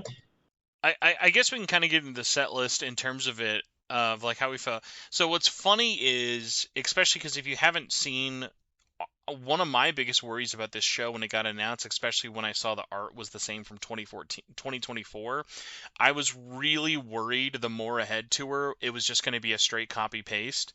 And in some ways, I was surprised, and in others, like I was surprised when things were different, but then when I kind of compare them, the songs that we didn't get in lieu of the ones that were replaced for, undoubtedly was like gonna be like miffed on, because like the biggest one for me is there are still some genuinely really good songs in Persona 5X, but I think only including two songs, it felt like the most sponsored part of a concert, which I feel like you never want to have that feeling in a concert. Like when I saw P5X was going to be there, because P5X has not been repped really by any of these Persona Live concerts officially before this, just since we all got the game at the same time as Japan last year.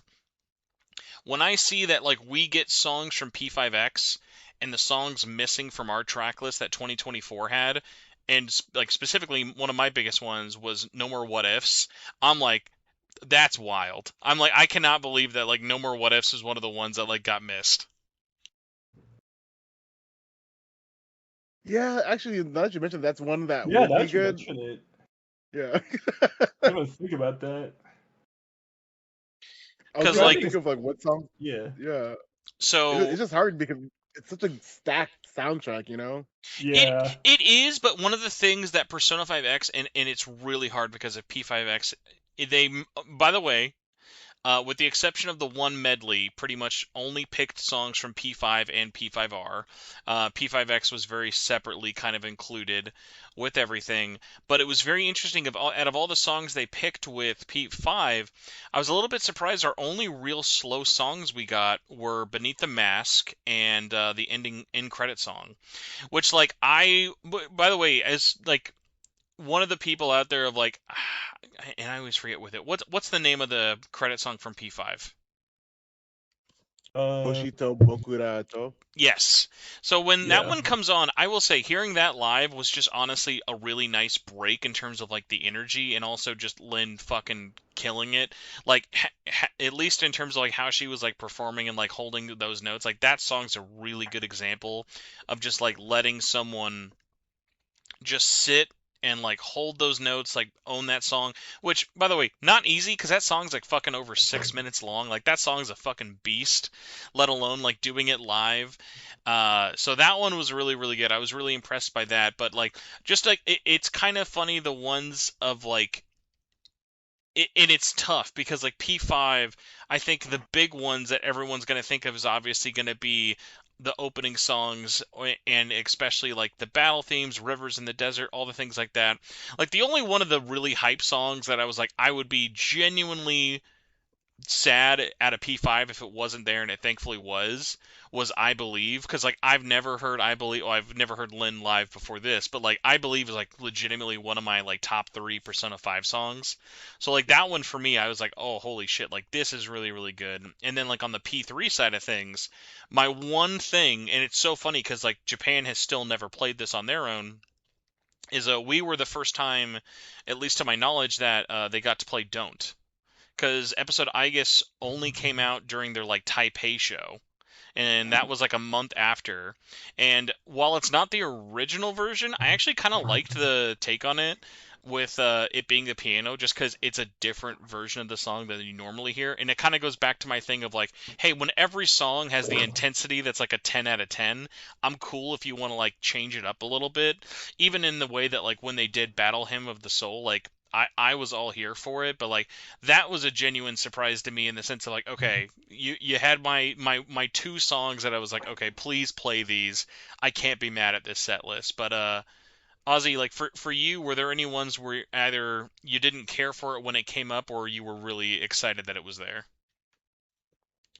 Honestly, the credit song from P5 is one of my favorites. So I actually cried during that part. I'm not gonna lie.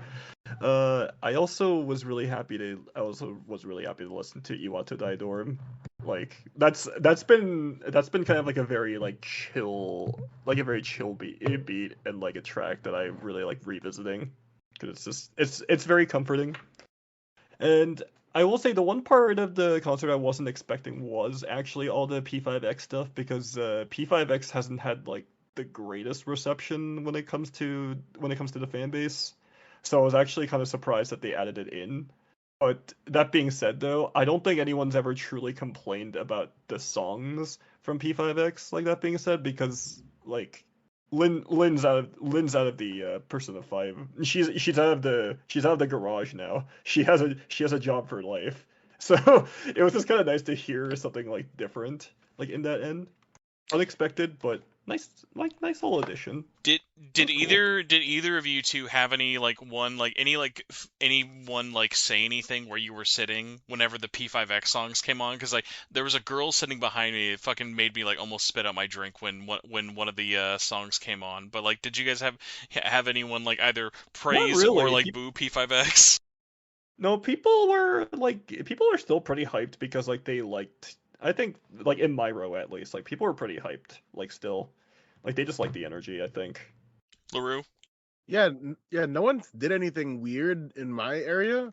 Like, besides people randomly yelling for P6 in the Yeah, first same here show. actually. Yeah, I was just like, oh, okay. Okay. Speaking. Okay. Let's. Okay, kind of pivoting to funny like crowd interactions. I guess there was one person behind us. That was one person behind me, my friend, and like they were obviously yelling for like give us Persona 6 or whatever, right? But then once the dancers came on and they saw Ryuji, every now and then I would hear Ryuji, I'm pregnant, like right behind us. It Jesus. was Man, like that shit was crazy. I'm not gonna lie. I mean, listen, it better that than like Impreg bringing brought up to the concert. So Ryuji at least stayed pregnant free, so that's at least I guess the better scenario. I will Okay, but real say, talk though, the dancers they got for this one, they were very beautiful. yo, dude, Holy, honestly, the like dancers should have brought more of them. All of them were like I agree. so good, and like the fact that like and I don't know like if you would call this even a deep cut because it's like how old the games are. It is so funny to me how much of a loser I am that when I'm watching them perform, I go, "Oh, that's that choreography from the dancing game. Oh, that's that choreography." Like I never noticed before how many of the little like anecdotes the model like the choreographers use just straight up from the dancing games. It's very funny. Oh my god. I didn't realize that until I was like halfway through and was like, wait, I've seen this move before. Wait Like a minute. real talk though, like this would be like the equivalent of like when like Koshitan like threw his pick. If they just chose one time during all the like shows, just give one of the Ryuji dancers a Morgana plush to like simulate the meme, like in like P5 dancing, like where there's the Yeah. Ryuji yeeting the like Morgana off screen, like that would legitimately like blow the house down. That and also just like I don't know, he got a lot of praise, but also Makoto, like the person who cosplayed as like the P3 MC. Holy shit, dude! Yeah. I got gender envy off of him. Like low key, I was like, I'm going to steal your gender. Get back here.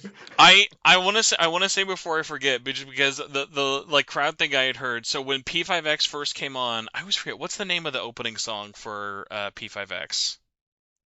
Oh fuck, I always forget. It's Ambitions or something. Ambitions and something. Or is that not the opening? I always forget, but either way, the because I want to say it's like roller coaster or something with it. But when the opening song played for P5X, there was a girl sitting behind me. Shout out to girl 3 p.m. show on Mezzanine 2, who literally wasn't booing, wasn't mad, just very like loud enough that me and everyone in our section heard and could not stop laughing, which is like, bro, who's playing this game still? She wasn't even like she was just like more mad at the existence of P5X versus the song, and it was so funny to me. Real talk. I feel like that's probably like a reaction most people had in the back of their mind. But I think people at the concert were just happy that like Lin has like more songs, honestly, Bro, you can't and I kind of you miss it. can't say that in the sense of like no genuine like listen, P5X has a good soundtrack and like LaRue, you can say if I'm like smoking crack or not. I don't think you will find a single Atlas fan who would look at the songs from P5 Anime, Dancing, Scramble, Strikers, and Tactica and be like, "Nah, bro, we gotta include the songs from the mobile game instead." I mean, it is weird, but it makes sense because I'm like, when they added him to that roster of the 30th anniversary, I'm like, who's this guy? What is he doing on the poster? And he's in the middle. So I think they had to The definitely. guy no one invited. Yeah, who invited this dude?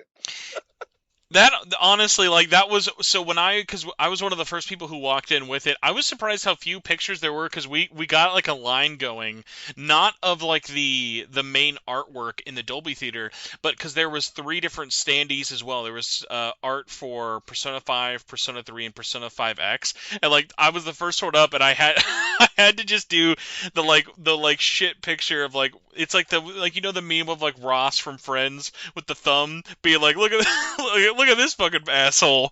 I was just like, that was the first thing that popped up into my mind where I'm like, bro, listen, you're invited to the party when everyone's here. When half of the when half of the family's not invited, you could have just stayed home. It's okay. Yeah, I was like, at that point, they should have just had like the Persona 2 manga guy or some other just like random person no one cares about. Well, dude, like even other little things, like honestly, like if we're gonna go to FedEx Kinko's and get a standee, at least get one for Morgana and I guess while we're there at that point, it's like literally, it's like there's so many other things. Like, cause think about it, they didn't even have the decency to put him on the poster that they reused from 2 years ago. So I'm like, why would I expect him to be at this concert? True.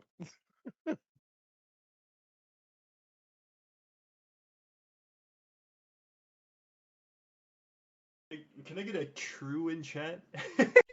I gotta say, in terms of crowd interactions, I was genuinely surprised how unrowdy it got, at least for the 3 p.m. show.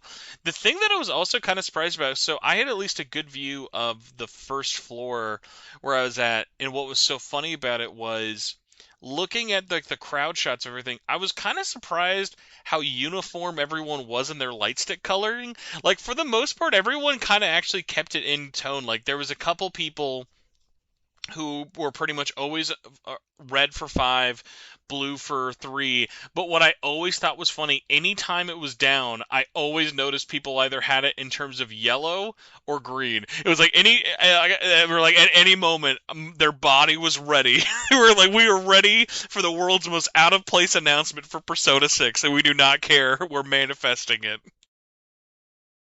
Well, it's either that or people just trying to figure out how to use the light sticks. Because I know for a fact I was struggling on how to do it for the first little bit.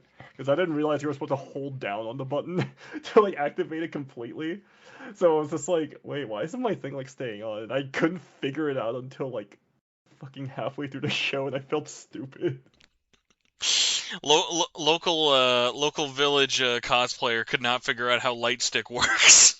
More news It's on that. funny because I've programmed it. It's funny because I've programmed LEDs before, but like I can't figure this shit out. So I'm just like, God damn it! It's Lura, like, I forget about this. Did you have a light stick, and or are you a light stick enjoyer? I could see you being one of those people who either enjoys them or is like, please don't bring those to concerts. So I have like every Persona light stick. Hey, listen, just Like because you I have have it like doesn't mean you like them. There are many things in your collection you don't like. that's true. But I like light sticks. I just didn't like these light sticks. And it's just because they're kind of basic and they felt kind of cheapy too for how much 25 is not like a crazy amount for a light stick, but it felt like $25 if that makes sense. It was really just like, oh man, it's just branded. It's not really, anything. I was like cycling through the colors being like, "Oh, here's Persona 1, 2, 3, 4, 5, 6, 7." 6, But 7? yeah. I also was doing green, but I was doing green most of the show because I thought it was funny.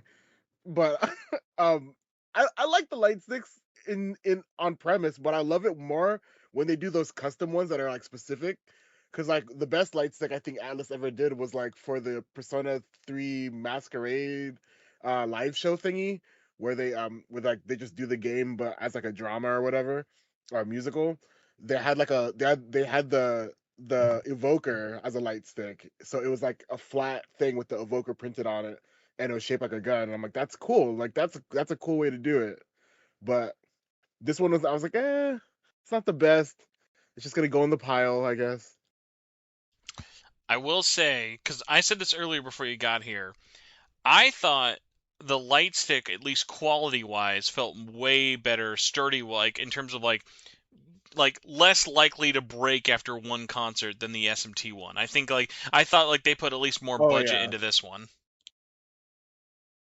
No, yeah, you're right about that for sure. It didn't feel cheap like those did, but those were also free, I think, right? I don't remember. They Was it? gave those no, they were selling them, but if you did VIP, we got one for free. So, other thing about the concert I wanted to kind of ask about was how did we feel about the performer lineup? So, we had one member from the Atlas Sound team primarily playing guitar throughout, I'd say at least like 65% of the show. And then we had three vocalists, six dancers. And at no point before the concert did I really think to myself, like, okay, how is this gonna kind of feel? Like how like are because I don't even know if we knew beforehand. I was like, okay, are there going to be anyone else doing instruments? Is this gonna be like recorded? Um, and I was curious, like how did you guys feel about the performers we got and how that kind of worked for the whole concert? Like Ozzy, like what did you think? Like in terms of like the lineup we had, not in terms of like the quality of how everyone did, but in terms of like filling out like a concert.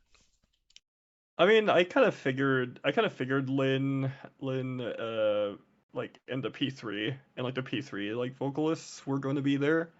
I actually didn't expect there to be, I didn't expect there to be any of the backup dancers like at all, or like, or the guy on the guitar.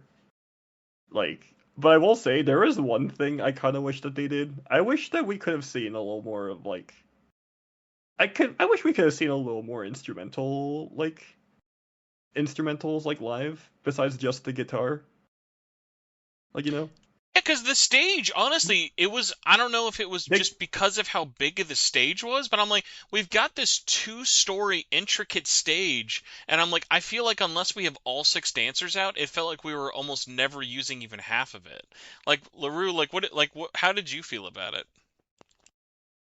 Yeah, no, I'm in the same camp. I was like, man, they could have filled this out more. It was surprising because I did like Konishi's guitar playing. Obviously, I did want more moments where he was at least like just jamming out or whatever. But a lot of the times the instrumentals would play like especially for Persona 3, and I'm like, I wish we had someone on piano like somewhere. I mean, maybe they even like programmed. drum. Maybe drums would Yeah, even drums would have oh, gone like yeah, gone a long way. exactly. We got a dancing Aegis rig. We couldn't get we couldn't get drums. Bro, I gotta But say, the reaction when the Miku Expo screen came out for Joker specifically, the Aegis one I think was handled much better, but for that song, like the little the battle medley song, where it is just him and the Joker VTuber model playing, it was like, what are we doing here, bro? It was a little awkward, but I think it was just like, hey, it's cute. yeah, it was. I was like, I oh, don't these hate guys, it. they got to take a break. They got to take a break. So let them rest. But it was also funny. I don't know. It was a Let combination. my boy pop off a little bit. Well, like, I don't know, like, honestly, it's not even like the Joker, like, Miku screen meme aside. Like, I was honestly more surprised that it was like, isn't this kind of the point of why we have the dancers? Like, I know the Persona dancers have done dancing in their outfits before, like these dancers specifically. So like that's kind of where I was more surprised about those being like for the I guess one I understood like they used all the other members of P3 like for that to kind of like make it like a fourth member and like I think the way they used the lighting and everything for that one I think it was like Mass Destruction like I thought that one worked a lot better versus like this one it's not just one song he's not interacting with the stage at all and he's not even interacting with the music so it was like I honestly and I don't know like this may be sounding more insulting I would have rather of them just like shown b-roll of like Persona 5 dancing at that point like there was at least a background there. I don't know. I mean, As someone who's worn those costumes before, I can kind of get why you wouldn't want to do that on a stage that big either, because those, oh boy. I mean, as a cosplayer, I kind of get why you don't want to dance in like a big ass trench coat, like the entire yeah, time. Like you're gonna sweat your ass off, and that shit is uncomfortable to like swap out of I, and like get in and out of I, too. I, I will say though, they're like when they first introduced Joker, and he's like coming from upstairs down to the regular dance floor or whatever. I really thought he was gonna transform into his like Joker outfit. Yeah, 'Cause I was like, I was what honestly is this? Yeah, I was surprised they didn't actually do more like play with the walking on and off stage. I was a little surprised about that. I mean, it would have been too much because if they're not doing this as a tour, which I'm still kind of holding out hope, but if they're not doing this as a tour, then it makes sense that they kind of reined it in a bit. But I don't know if I told you. I mean, if you saw him too, Spencer. But there was a lot of like Atlas execs and like just there. They were there for the Friday, the Saturday at 3, and when I left that area around 8, and I saw them still there. I'm like, man, this was a really important thing for them, I guess. I I liked that there was staff there. And this will kind of get into another comparison one I was curious about of like how you felt. I th- I don't know if this would have maybe interrupted the flow, but this was something that I didn't expect to see at the SMT concert that I kind of wish they would have copied over here was I think the video packages they used before each game worked pretty well, including even the opening. But I was a little shocked that we didn't even get like one video message, whether it have been from like the series producers or especially since he wasn't able to be there live, like Megaro, like of just being like, no message from anybody. And it's not like they didn't give everyone on stage time to talk. It was just a little bit weird that like there wasn't kind of anything like that. And I don't know if that would have leaned into the thing of, okay, well maybe people are going to think there will be an announcement if a staff member talks, but just in the sense of like going back to that SMT one, like they brought like six different staff members out just to say, "Hey, thanks for coming to this." Like there was no news at all. They all just were like, "Hey, this is our Yeah. first concert. Thank you so much for coming here." And I think like the performers did a great job of doing that, but it was just very like I think especially hearing from more of the sound team in a way that they would have been more comfortable with, like in a pre-recorded video package with subtitles, people may have enjoyed. But like I don't know, like what would you have thought about that, LaRue? I think that's a good idea, actually. It kind of would have been better than what we got with the intro, because the intro was cool, but there was some things that they were asking in the intro, like, "Why are you here?" I'm like, because I like Persona music." like, that intro that they did, that they played that intro video. I feel The like Yeah. they could have. Yeah, Sorry, go ahead. the wording on those were very weird. Of like, I was like, okay, is this supposed to have like been from a character, a Phantom Thief, a I mean palace to be owner? very fair.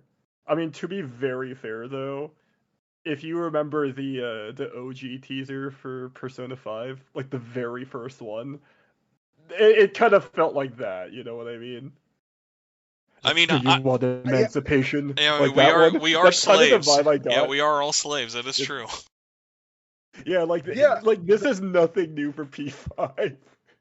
But the whole time I was like, what is, like, I was trying to figure out what is this referencing, because I'll be honest, it's been a very long time since I played P5, literally like 10 years. So like while that part was playing out, I was like, what is this referencing? And why are they asking me so many deep questions? I'm here to sing along to Lynn the answer. I do want to say, praising the video package and the video wall at the very least. I mean, the song was gonna fucking hit me in the feels either way. I think the scenes that they picked specifically for Memories of You, and like ending it Oh with yeah, so them good. running off, like running up, like at the end of the game, like it was Oh like yeah. everybody near me was fucking like feeling that one. Like that was a great use Yeah, of that in a way that like I think listening to the P5 credit song is really powerful because of the performance and because of the words, but like you don't think, and obviously those two games end in such very different ways, but it was just one of those things of like that song means so much because of what's happening in the story, whereas the end credit song for P5 is just, oh hey, this is a really good song. It doesn't really it doesn't kind of like hit you in the feels the way the end of a Journey song hits you with Memories of You. actually, I really like that they used the ending credit like footage for P5, because I was like, Yeah, me oh, too. I remember when I finished this, it was so satisfying. So like for me, it was a really good nostalgia hit. I mean, talking about the video footage, I think the whole thing, all the stuff they generated for that show was great. Like every time I would be looking anywhere, I'm like, oh, so there's something interesting going on, or it would really complement with the visuals. But I did like that, like they did the rolling credits for P5, because I saw so many people who were really big fans of certain characters take pictures Yeah, during the yeah, the moment. people were cheering for people cheered for Haru quite a bit, Yeah, for like Haru, during I was my like, why? showing. Why? Actually, Rumor has it the Akechi fans are still waiting for him to pop up on stage. They got their Shuake for 2 seconds, like during the oh, during like did they like scream the at your P5 during intro. yours, Ozzy, during Colors Flying High? Did they scream during the Shiwake part? Yes, Okay. I they That's definitely did. weird question, because I don't know if it's just like from years of overexposure to it. I am a little shocked that they opened with Colors Flying High as opposed to the like vanilla like opening song for P5, just because I'm like, wake up, get out there still to me reminds me more of like, I don't know, like I love Color Flying High, but it is kind of one of those ones where like I don't it's one of those ones where it's like it's a good song, but it hasn't like kind of rotted my brain the way of like every time I hear that like instrumental startup song for Wake Up, you know? my hot take is I feel like "Wake Up, Get Out There" was a cool song, but "Colors Flying High" encapsulates like the Persona 5 vibe way better. Kind I of I like agree actually. see, yay. Okay, so it's not a hot take. Okay, I actually agree with that. Like I like both of them, but I do like yeah, they're color. both amazing Yeah, actually. But I do like colors if I flying high want, a little more. yeah, yeah, exactly.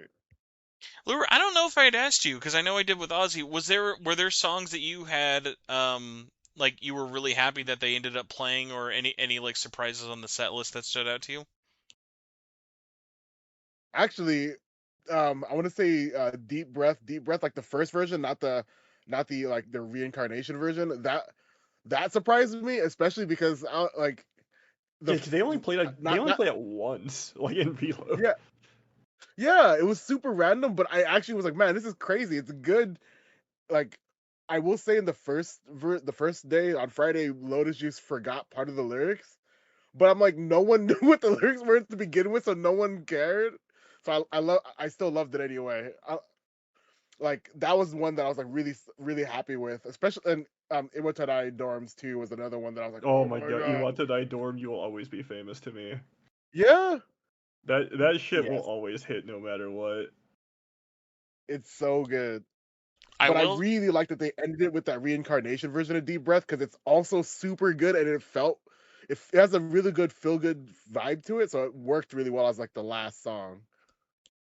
Yeah, the reincarnation one is interesting too because I feel like I didn't think they'd actually play that one. Now that you mention well, it.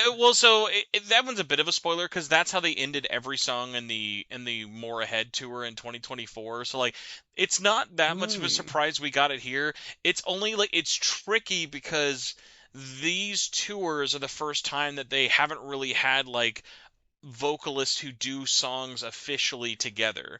Like you think about like all the crossover songs like that you had over the years from P3, 4 and even 5 with like Arena, Ultimax, Q, etc. and the dancing stuff where like they don't really have the ability to lean on that there or at least in terms of a more natural way.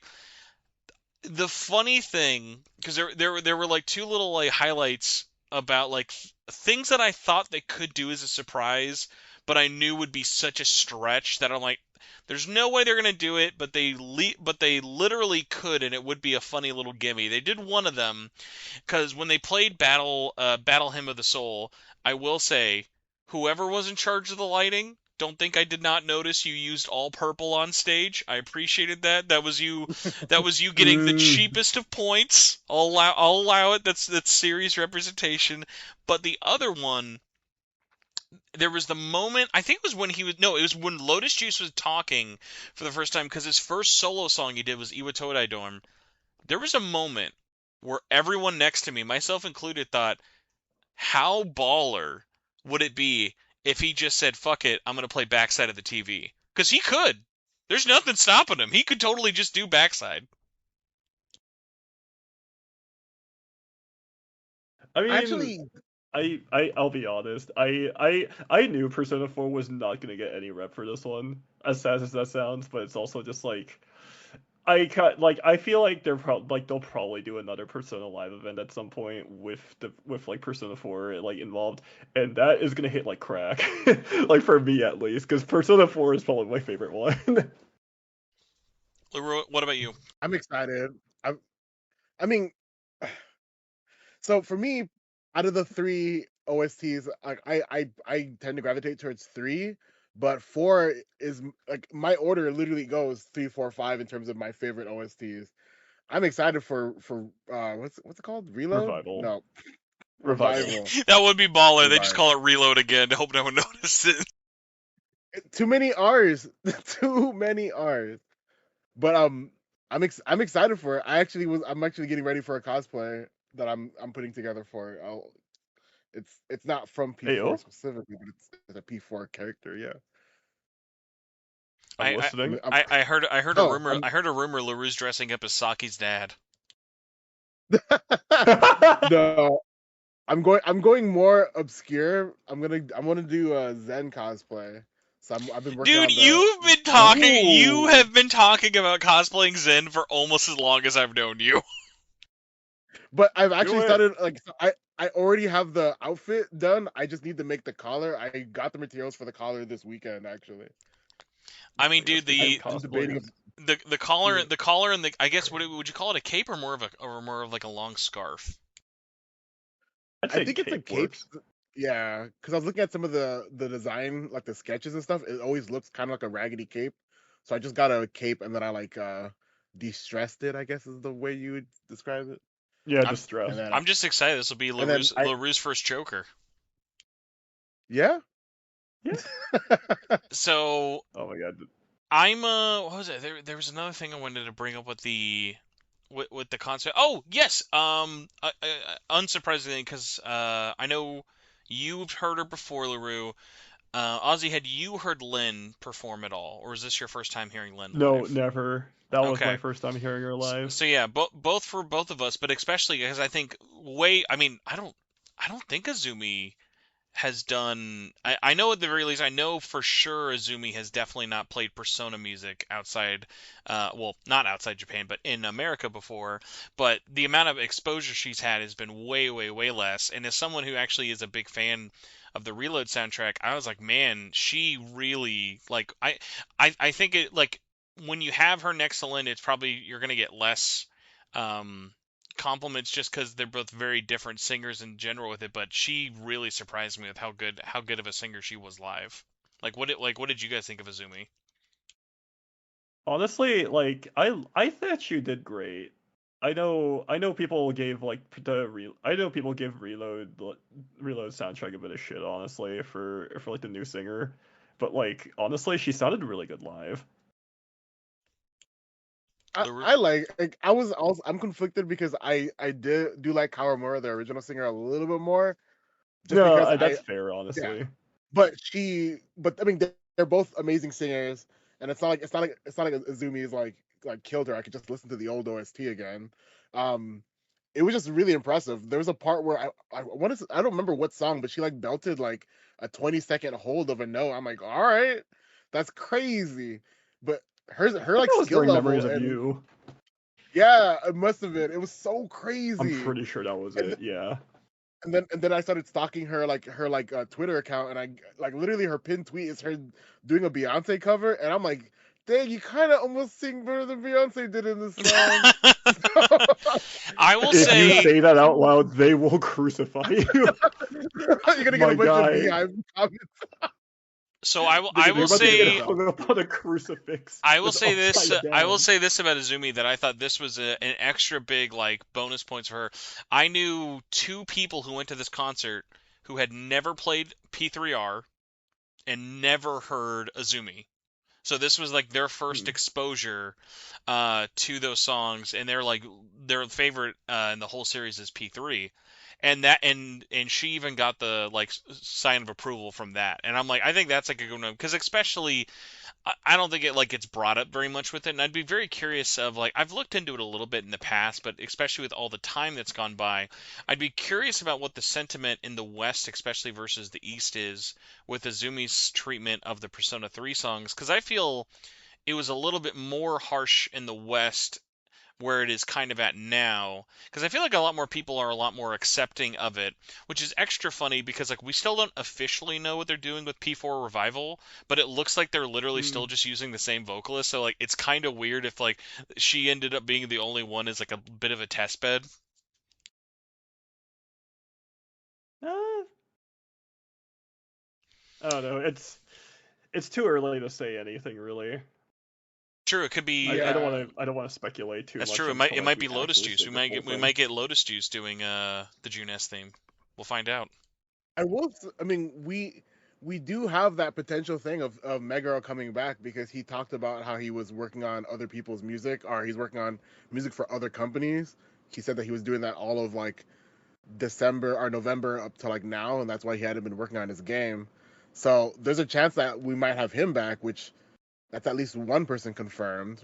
I don't know what he would do besides maybe a new song, but I feel like the whole thing with Persona 3 Reload has to do more with the vocalist kind of aging because her voice got like way raspier and it makes the music sound it just makes it sound a little like different than Azumi's like more clear and bright vocals.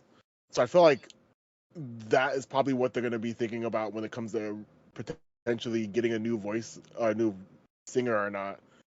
You I, know? I will say, Yeah. especially because, like, I mean, that was one of the funny things. I forget where I know she said it in various different interviews over the year, but, like, the funny thing is, I remember even back when P3 first came out, she would do interviews and talk about how those songs were hard for her to perform back in, like, '05.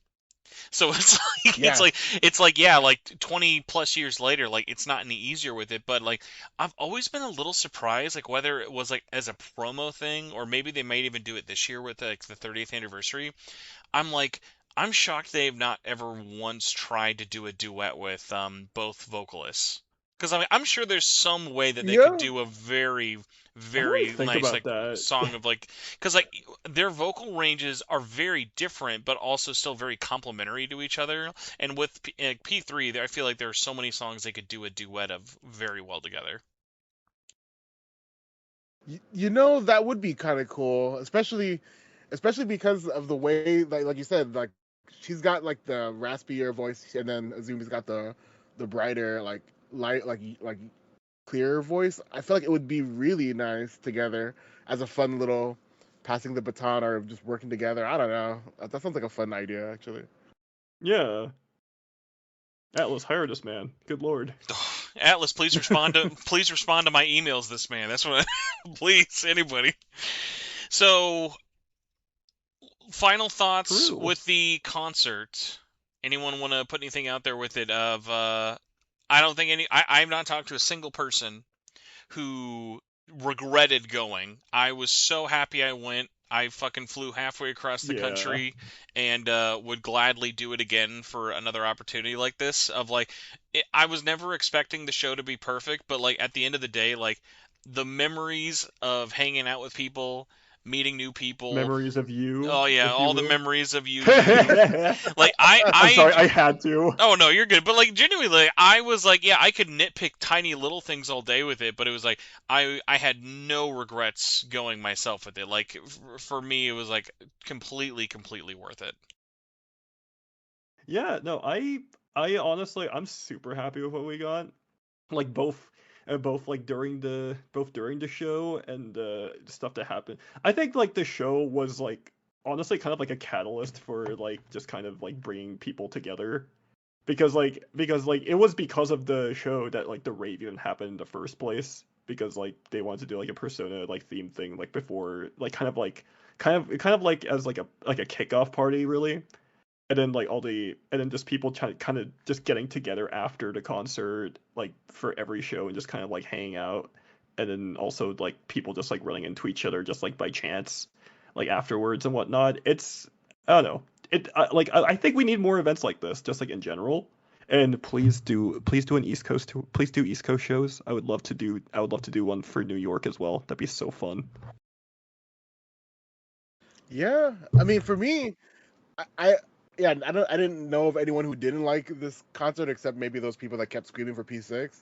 Like overall, like it was like just kind of like what Ozzy was saying. It was that community, like the touching base with new fans, old fans. It was also funny because for the seat that Atlas gave me, I was sitting next to a bunch of influencers that I didn't know who they were, and I, and I think that was also just like a fun thing because people would come up and they would talk to them, and then sometimes they would also be like, "Oh, like you're LaRue," and I'm like, "That's crazy." Because then I looked up the guy, I forget his name already, I forgot it already, but he's like a YouTuber with like 1 million subscribers, and people were like just going up to him and be like, "Oh, you're blah blah blah," and Oh, seeing the way, at the 3 p.m. show? I forget his, yeah, 3 p.m. Is show. it or was it Rogers Base? Because I ran into him and he was a Yeah, dude who I was that's the like, guy say Rogers. I was gonna say something to him, but it was like I mentioned this a bit with Ozzy, but I didn't say who it was. But like I had a moment where I bumped into him and like I could have talked to him, and it was one of those moments where I was like, I don't need to fucking be.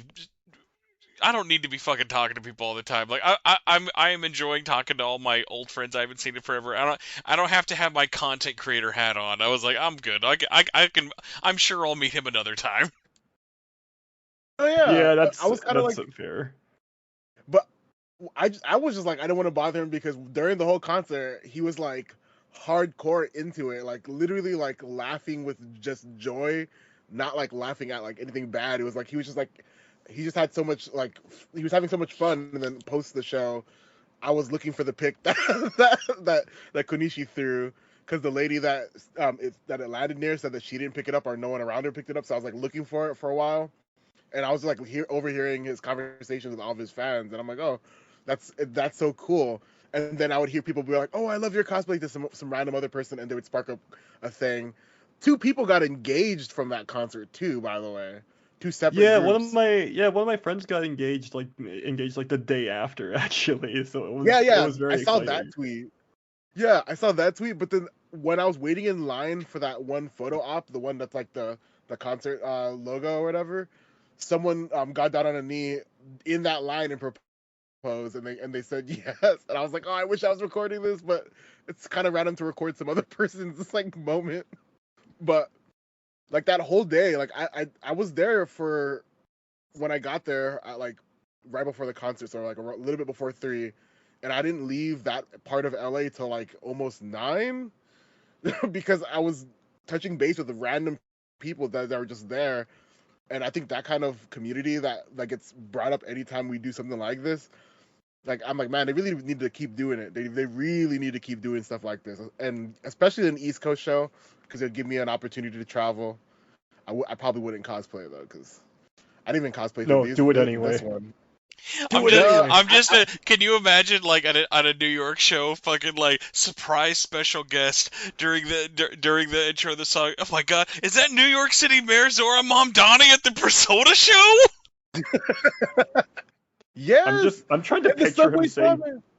I'm try- I'm trying to trying to picture him saying persona, and I can't register that in my brain right now. I just need you to know, Laura, you've now made it canon in my brain that if we can ever get a New York event, we need. I don't know if I need to like get cancer and do a Make-A-Wish to have this happen. We need to get Mom Donnie as the Subway Slaver. That would be the most amazing cosplay ever. Uh, I'm, Oh my I would fucking god. I would love the tour the most of all. I think is the best thing that could possibly come from this, especially because they released like a specific LA pin, which made me think, oh, they're gonna release pins for each like state or whatever. But then they never announced anything. Yo, It's pretty by the way, I shout funny. out really out of hope out of they all the do. merch that sold out, I'm surprised that it was like that pin was like the first one that sold out every show. I was very surprised. Really? Yeah. It's a good pin, yeah. The pin and the poster were like the coolest things in my Bro, the opinion. size of that poster, I'm still thinking about it. That poster was so big. Why why It was it is, so yeah, big? but I kind Conquer. of love it though. Oh yeah, of Yeah. course you could fucking drive it to your home. Fucking poor dude Oh yeah. Dylan Sorry for you poor guys. dude poor Dylan had to fucking they had to FedEx it. They had to like make it they had to turn it into like a $60 poster to FedEx it to them. Oh jeez. Oh, that was another thing. People were coming from all over the world. I heard like Korean people flying in, talking about how excited they were. Like people flew in from Japan that weren't just the dancers. I'm like, that's crazy. It's crazy to me that you would fly to America from Japan to see a concert that you probably saw a version of in Japan. But to see Sure, like I flew I in don't from know. Canada, so Yeah, if that makes sense. land of So I kind of get Pookie. it. I really get it. No, yeah, yeah. And it was just cool. There were like so many cosplay. I think that's the part that got me the most. Is as I was walking around, I would see so many people that I'm like, oh, that's a viral Instagram post. That's a viral TikTok in the Oh my making. god.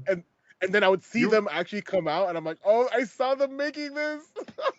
Dude, I had the weirdest thing happen where I saw like on someone's post, someone replied to me, and they were like, "Oh man, it was like, oh man, I missed you at the show. I was this guy," and they sent a picture, and I literally replied to one of them. Was like, "Dude, I took that, I took that picture," or like I was like, someone went up to me. I meant to ask them for a photo because it's like, "Oh, dude, your outfit looks great," and he came up to me. He's like, "Hey, could you take a picture of me with these two Elizabeth cosplayers?" And I was like, "All right, I guess this is what I'm doing now." you got put into photo duty. That's crazy. I'm fine, man. Listen, no one has ever said where are more pictures of Spencer. We need more uncosplayed pictures of Spencer, please. Well, now you got one. We need more pictures of Spencer True, man. right Yeah, now. Spencer just needs to get off Give his it ass to and us. fucking cosplay for once. That's the real answer. cosplay. You God, can there's do it. You could be Barry. I don't know, Barry Goodman from You Tokyo Mirage. know, you know, LaRue, I want nothing more in my life than to cosplay as Barry from Tokyo Mirage Sessions. A game that I know without a fact of a doubt, I know that Auzzie has not touched. Lord knows that man has not touched Tokyo Mirage Sessions. Probably for the Sorry best. about it. There's still like, God, I've had this idea for a little bit for like the 30th anniversary thing that I'm just like, what if I like cosplayed like every like MC from the mainline series? Like that'd be kind of cool because I've pretty much done the modern trilogy, but maybe I should also do Mr. Boy with Earring. Boy with earring. You Tatsuya. know, If you do yeah, Tatsuya, you'd have to Tatsuya. do two of them, where he's like the school uniform and the red jacket. I'm I gonna don't do know. Maya. I'm Yeah, gonna cosplay Maya. Fuck it. Y'all Maya have would be seen me good. do the femme cosplays before. Have you You done know, Kotone already? I want to. I actually kind of want to do Katone, but I am having a hard time like sourcing a few things out for it. I And was all my just Wow. thinking cosplay stuff's about expensive. obviously getting the B-roll is not that surprising. Any time, especially because I know for sure they at least used it in the Persona 3 songs during the concert. Very interesting that they used the dialogue from the Japanese voice actors.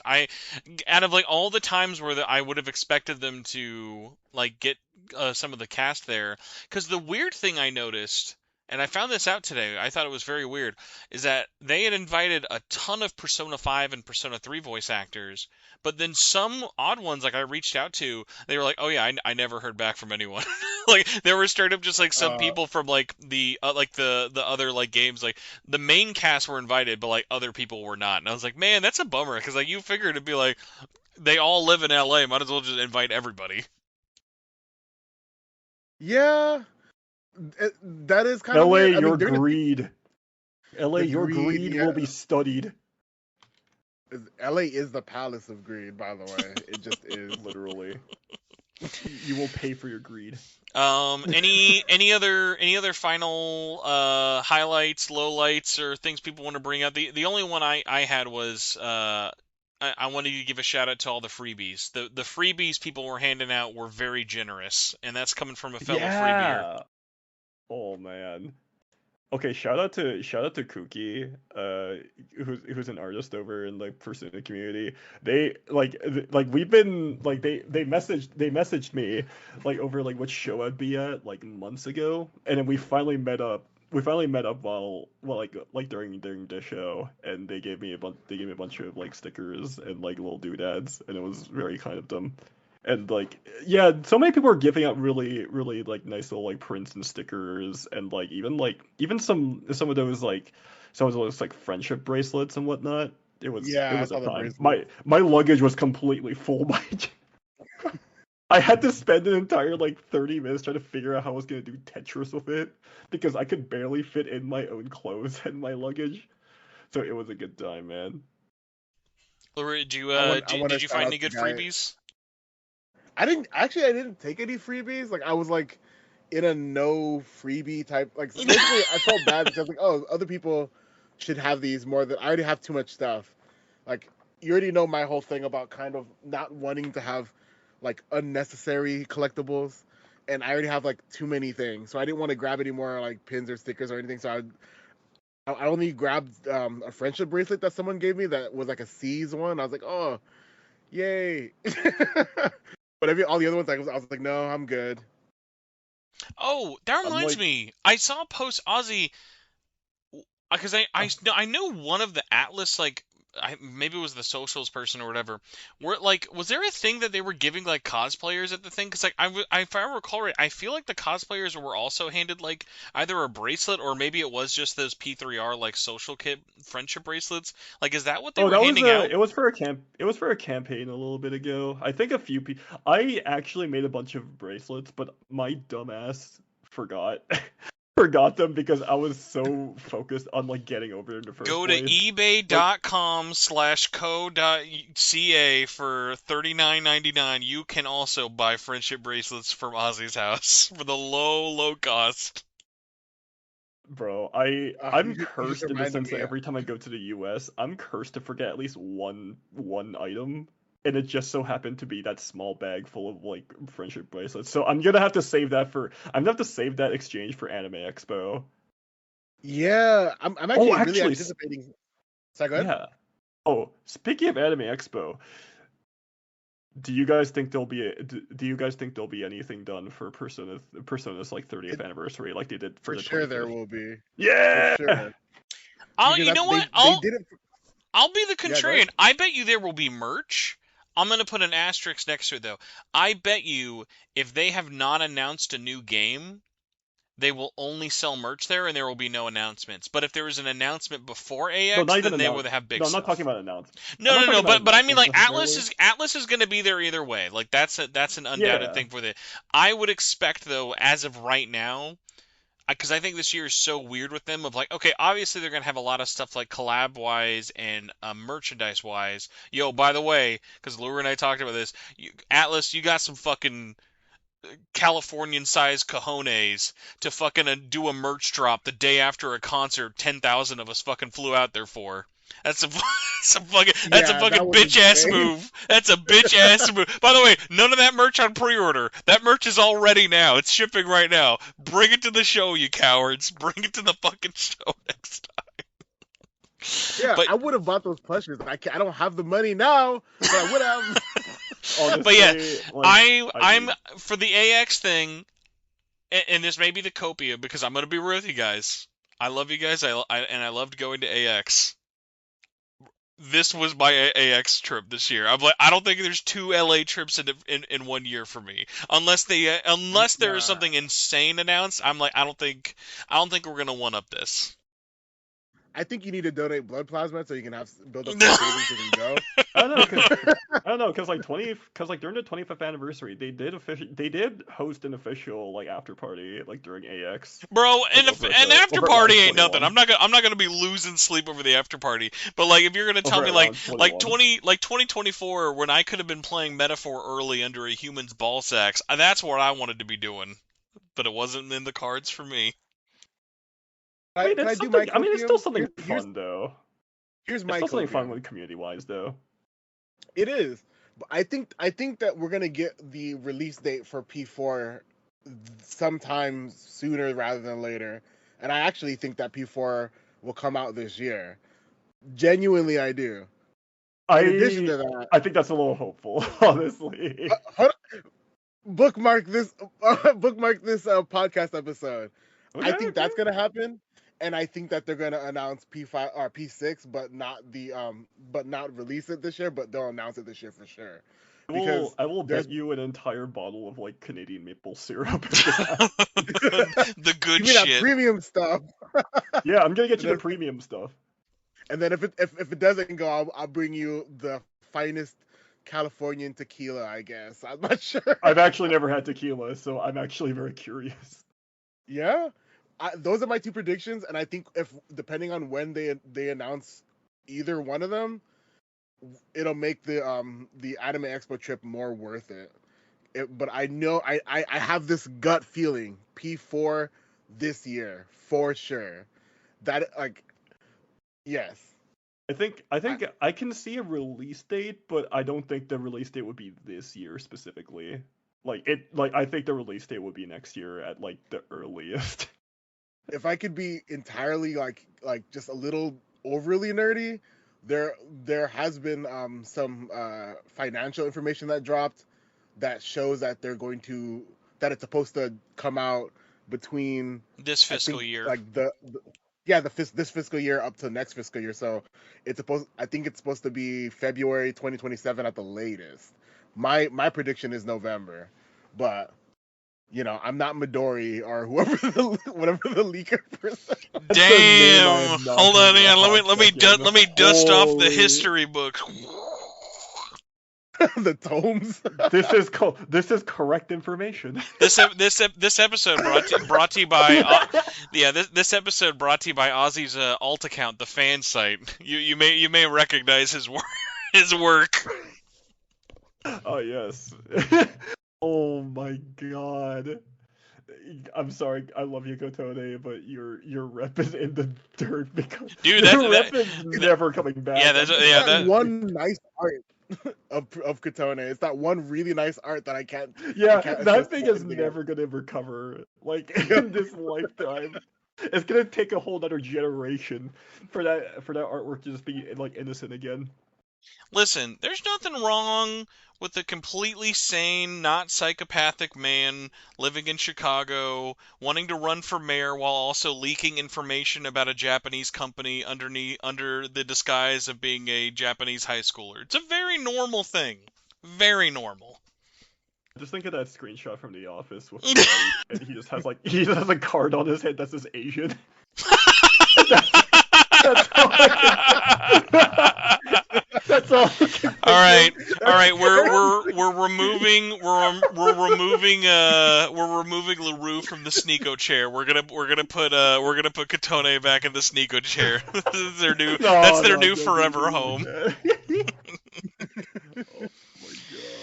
All right, I think this show has been going on for like maybe 90 hours, so we're gonna try and wrap up.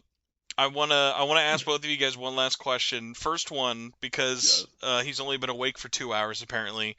So LaRue, did you ever finally make it over to round 1? No. I think it's over now, right? Didn't the collab end now? I'll have to look it up. I have it saved still. I will tell you, there was a really tiny part of me because when I got there after the concert, I went there and I told the guys like, "Hey, please, please, please tell me, do you still have it?" Because the Wave 2 has been going on since December, and I'm like, and obviously this is a lot more crowded than where I am over in Kansas. I was like, dude, I will be so sad if the Basilio playmat's gone. And this guy like looked really sad when I asked for the playmat, and he was like, "Oh, I'm sorry." And I was like, "God damn it." He's like, "We only have Wave 2." And I said, "Man, you don't think I had that already? Give me that shit over here." No. I should just look it up. I got to the end of this week, so I'm gonna go this weekend.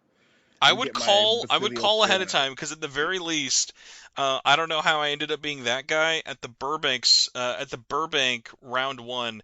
I no shit got the last coaster. It was only funny. Well, it was funny just because I wanted another one. But like the funniest thing about it was I got the last coaster, and my other friends who came with us from the Midwest were literally like right behind me, and they were like, "Oh, hey, we want to order." We want to get some too. No, no.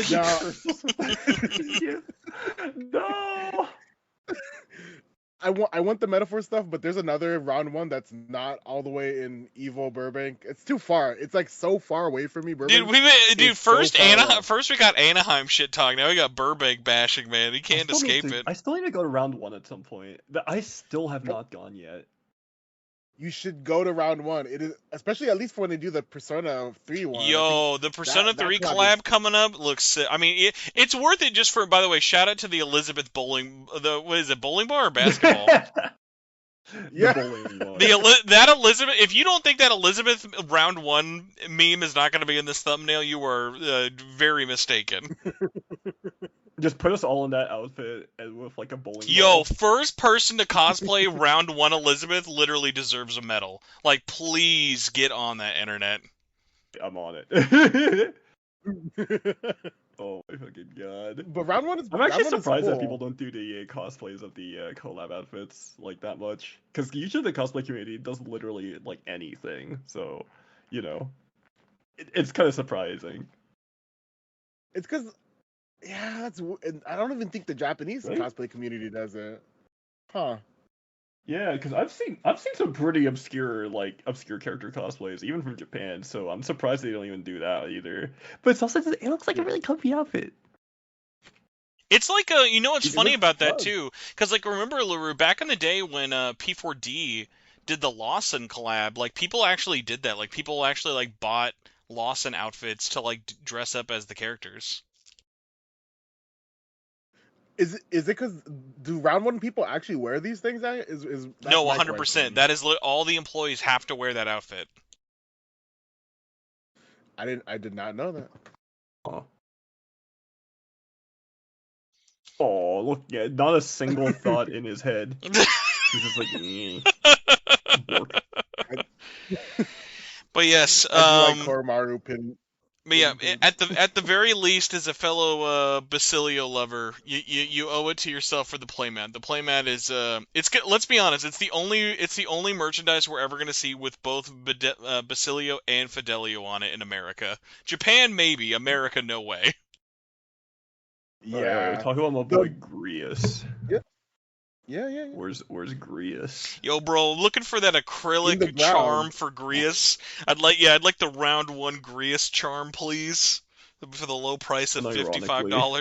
Unironically. Can you imagine Grius, by the way, in a Metaphor employee's outfit? Just, poor man. He's this grown man just sitting there with a little apron. Hey lad, what outfit have you put me in? He died for this, by the way. That was a grown man who died for that. Hey, look, man. Sometimes the sacrifice is worth it.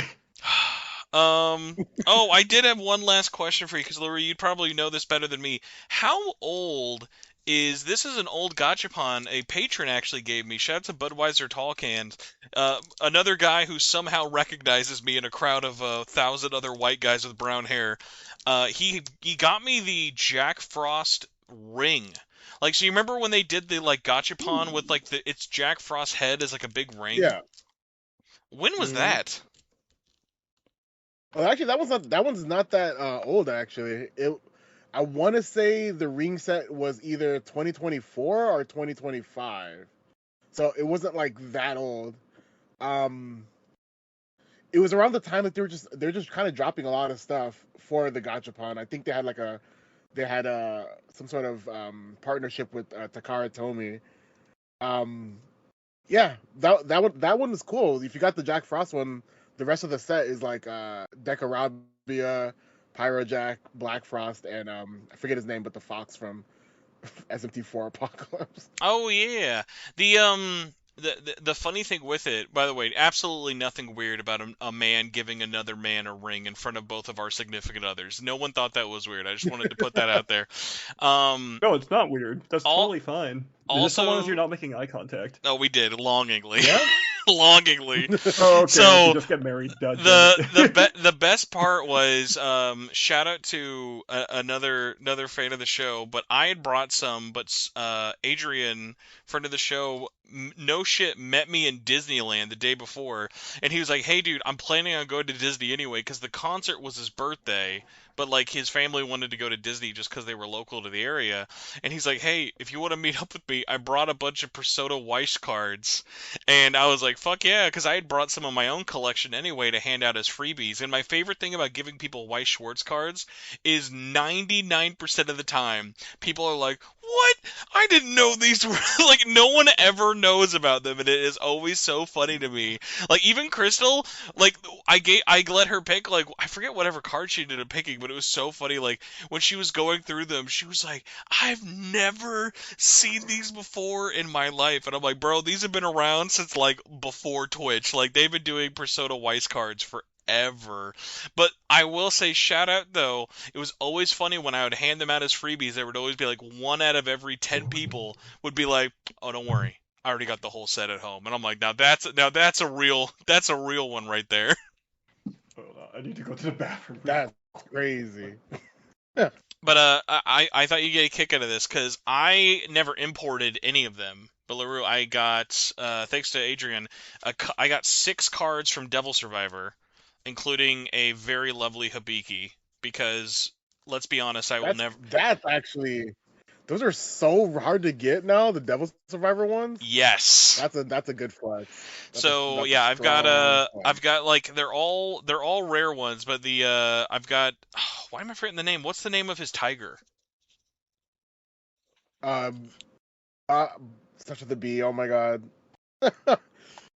Fake Oh, fans no. over here. I'm But such a no, fake fan. I've got another one that's him basically doing an attack with his tiger as well with it. But it's so funny because like these came out during the anime, so these would be what, like 2010? Oh, Byakuya. So yeah, like Yes, those yes. completely made my day because listen, finding SMT merch in general impossible to do in America. Finding Devil Survivor merch in America beyond cooked. Like you're at no chance in hell of finding any of that. Yeah, and some of those are worth a lot, by the way. Like specifically the what's the name of the guy? Yamato. If you have the Yamato foil, it's like Oh, $200 just for that card. dude, Japan is crazy about like honestly like any merch of him and the like any of the merch from Record Breaker as well with like his Yep, counterpart. They're fucking so expensive. But it's merch crazy. Yeah. merch talk aside, we're getting out of here. Auzzie, where do you want Yeah. people to find you outside of your apparent Resident Evil torture porn streams you do? Where can we find you? So you can find me at pretty much any social media platform at Auzzie J. Lee, except for Facebook, because Facebook's for boomers, and it kind of sucks. So, you can find me pretty much anywhere else. Auzzie, is this I a bad don't have an imagination. Auzzie, is this a bad time to mention this podcast started as a Facebook group? That does not surprise me, actually. It's like where I mean, to we're be fair, there was a time like when the cosplay community, the wider cosplay community, like the meta was literally just everybody had a like Facebook account. Like they had Facebook fan pages, and that's where a lot of people got their like start off. rumor So that doesn't has surprise me all that much. rumor has it people are still waiting for this day for the next post from Did You Know Tensei on Facebook's fan page. Oh yeah, Damn. that is Dude, where I started. I forgot all Bro, about that. you're edging those guys. Like you gotta let them know. And I had a pretty good following for back then too. It was like for SMT, I think I had like 8,000 followers, which is crazy for when it was so small. SMT was not a big deal back then. But yeah, so LaRue, oh, by the way, congrats. What was it? You hit like a follower milestone recently. Well, I forget if it was either Twitter or if it was YouTube. Oh, it was YouTube, and it's annoying because my Twitter account is bigger than my YouTube account, and I'm like, no, my YouTube content's the one that gets me paid. So Yeah, Oh my god. we're all equal here. I always appreciate that. It's like YouTube, the one I'm proud of. Twitter, the one I wish everyone would just migrate over from. yeah, Yeah, because same I'll say here. the Because I randomest don't. thing.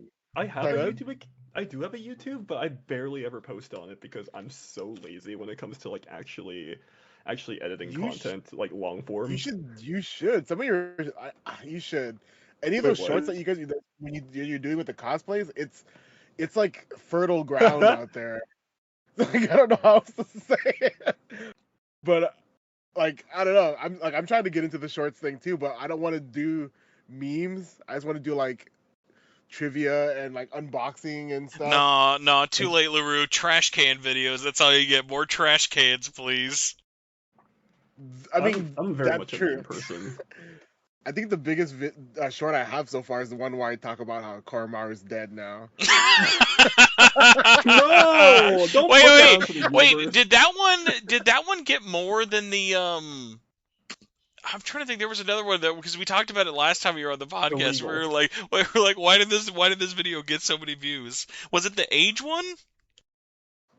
Oh yeah, that's the one. That the age one is the one where I say Koromaru is dead. Oh, I'm like, okay. the reason why I No. wanted to make that video was just to say Koromaru is dead. That's why the thumbnail is Koromaru is dead.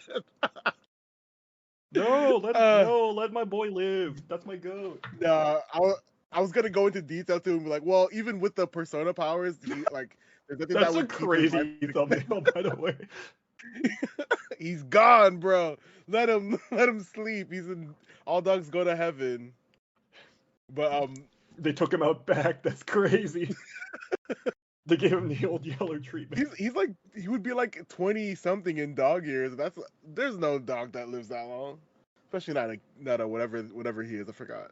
I'm just, Shiba. I want you to know my TikTok has been cursed with it's mostly just this one dude, but this guy who has like a really fat beagle rage baiting his dog, and I'm just imagining like that's what would happen to like Ken and Koromaru. Like Koromaru just becomes one of those fat old lazy dogs. It's just Ken's making a living posting rage bait videos with fucking Koromaru. He used to be somebody. That used to be my fucking goat, dude. Why would you do that to him? Oh my god. Well, is there any upcoming videos you wanna plug that you got going on? I know you're always working on at least a baker's dozen of videos at a current time.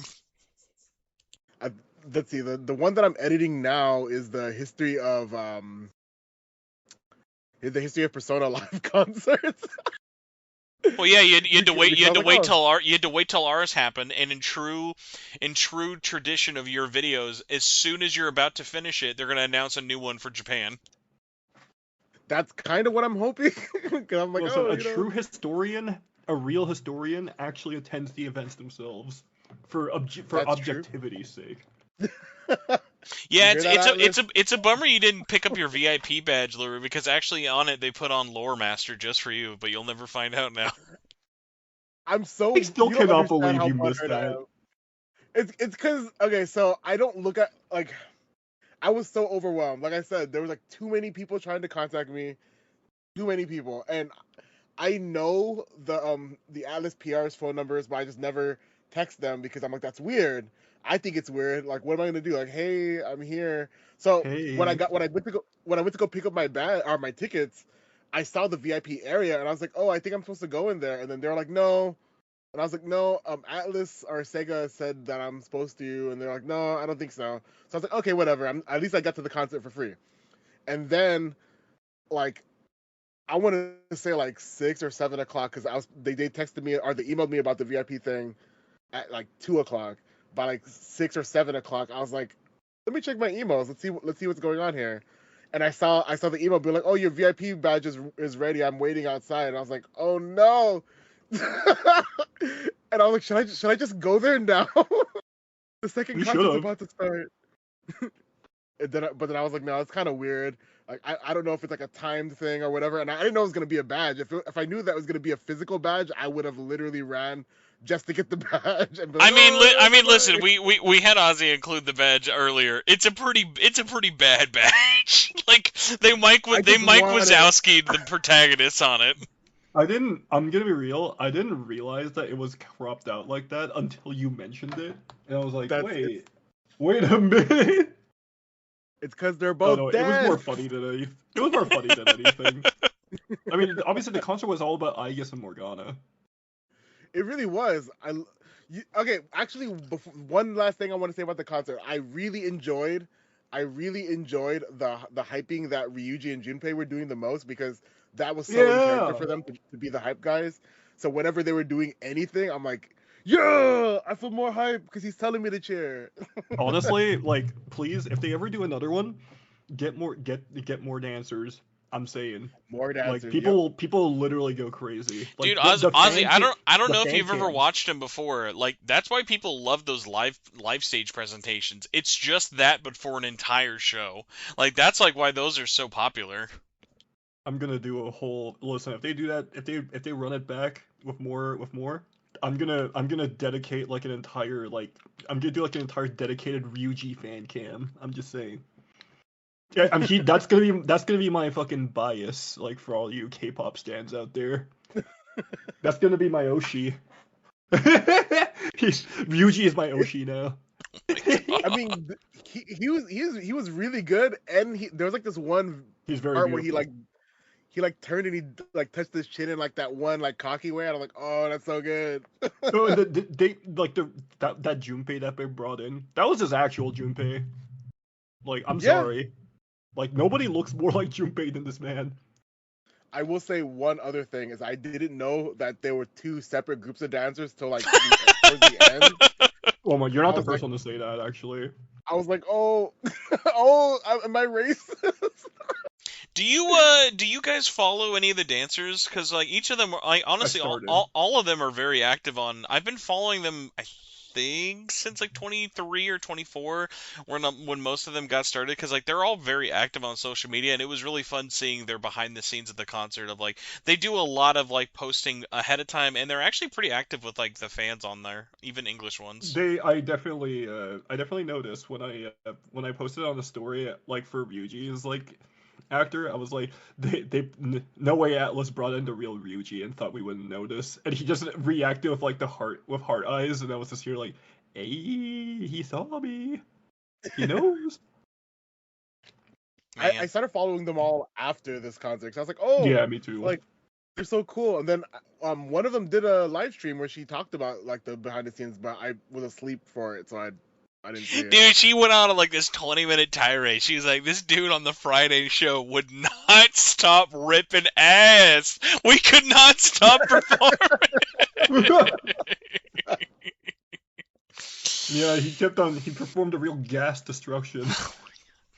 All right, I've got some shocking news. It's 9:23 and I still not had dinner, so I desperately need this show to end. Before we do, though, I want to thank both No, one Auzzie. more hour be upon you. No! This is how you know it's bad. My wife just texted me. She just said, I need water. That's her way of saying, hurry the fuck up and end this show. Okay, I won't get you in trouble with your lady. Thank you. But yeah, Auzzie, thank you for coming on. Hopefully we Hell did yeah, not. dude. Hopefully we did not scare you away. This has been in the No, making. this was so much fun, actually. This has been in the making longer than we had tickets for the show. I don't even remember when I first reached out to you. I don't remember either, but like I kept on getting so busy all the time, so I was just like, it just kind of got pushed back a lot on my end. It's okay. I'm just bad at reading messages sometimes. Hey, speaking of someone who's bad at reading messages, LaRue, how was your nap earlier? It was good. You don't understand. Not only did I sleep well, but I brought the energy you needed for the podcast. I want you to know, by the way, I shit you not, we vamped for at least an hour and 20 minutes before even starting the show, because I'm like, he's clearly just running a little bit behind. There's no way we're gonna get this far in. Because but honestly, the ironic part is, by the time you had joined, it should have probably been the end of the show. So the fact that that's really when it got started is extra fucked on my end. You could blame me. Tell your wife it was LaRue. It's true. We were waiting for you at round one all night. We are like, no, honey, he's coming any day now. He's coming. We saved him a spot. Please don't leave. The next time he talks to you, you see the Arcana card reversing. Oh my god, no, we can't bring that back. All right, so before we leave, I just want to thank everybody again of all of our socials in the show notes for the description, but especially after last week with the concert, I had to give a big shout out to all the Patreon supporters. So if you enjoy this verbal disaster, thank you so much for making it happen. Ironically, Auzzie, this was going to be a solo show I did like 4 days ago. And the only reason I pushed it back was because your message, like Saturday or Friday, LaRue, where you were like, hey, if you haven't done it yet. And I was like literally like moments away from recording it by myself. And I was like, listen, I could do this by myself. This would be infinitely dumber if I did it in a group. So I was like, I was glad I was able to make it not just a party of one. Yeah, I'm glad it all worked out. I literally was like, man, I haven't had anyone to talk to about this concert since the concert, so I'm like, I need to get it out somehow. So this was fun. Yeah, this is so much fun, actually. All right, but everybody, thank you for listening to the show, supporting it for free. It helps out a lot. But hey, you know what helps even more? Monetary value. This may come as a shock to everybody. I am comically broke after Los Angeles.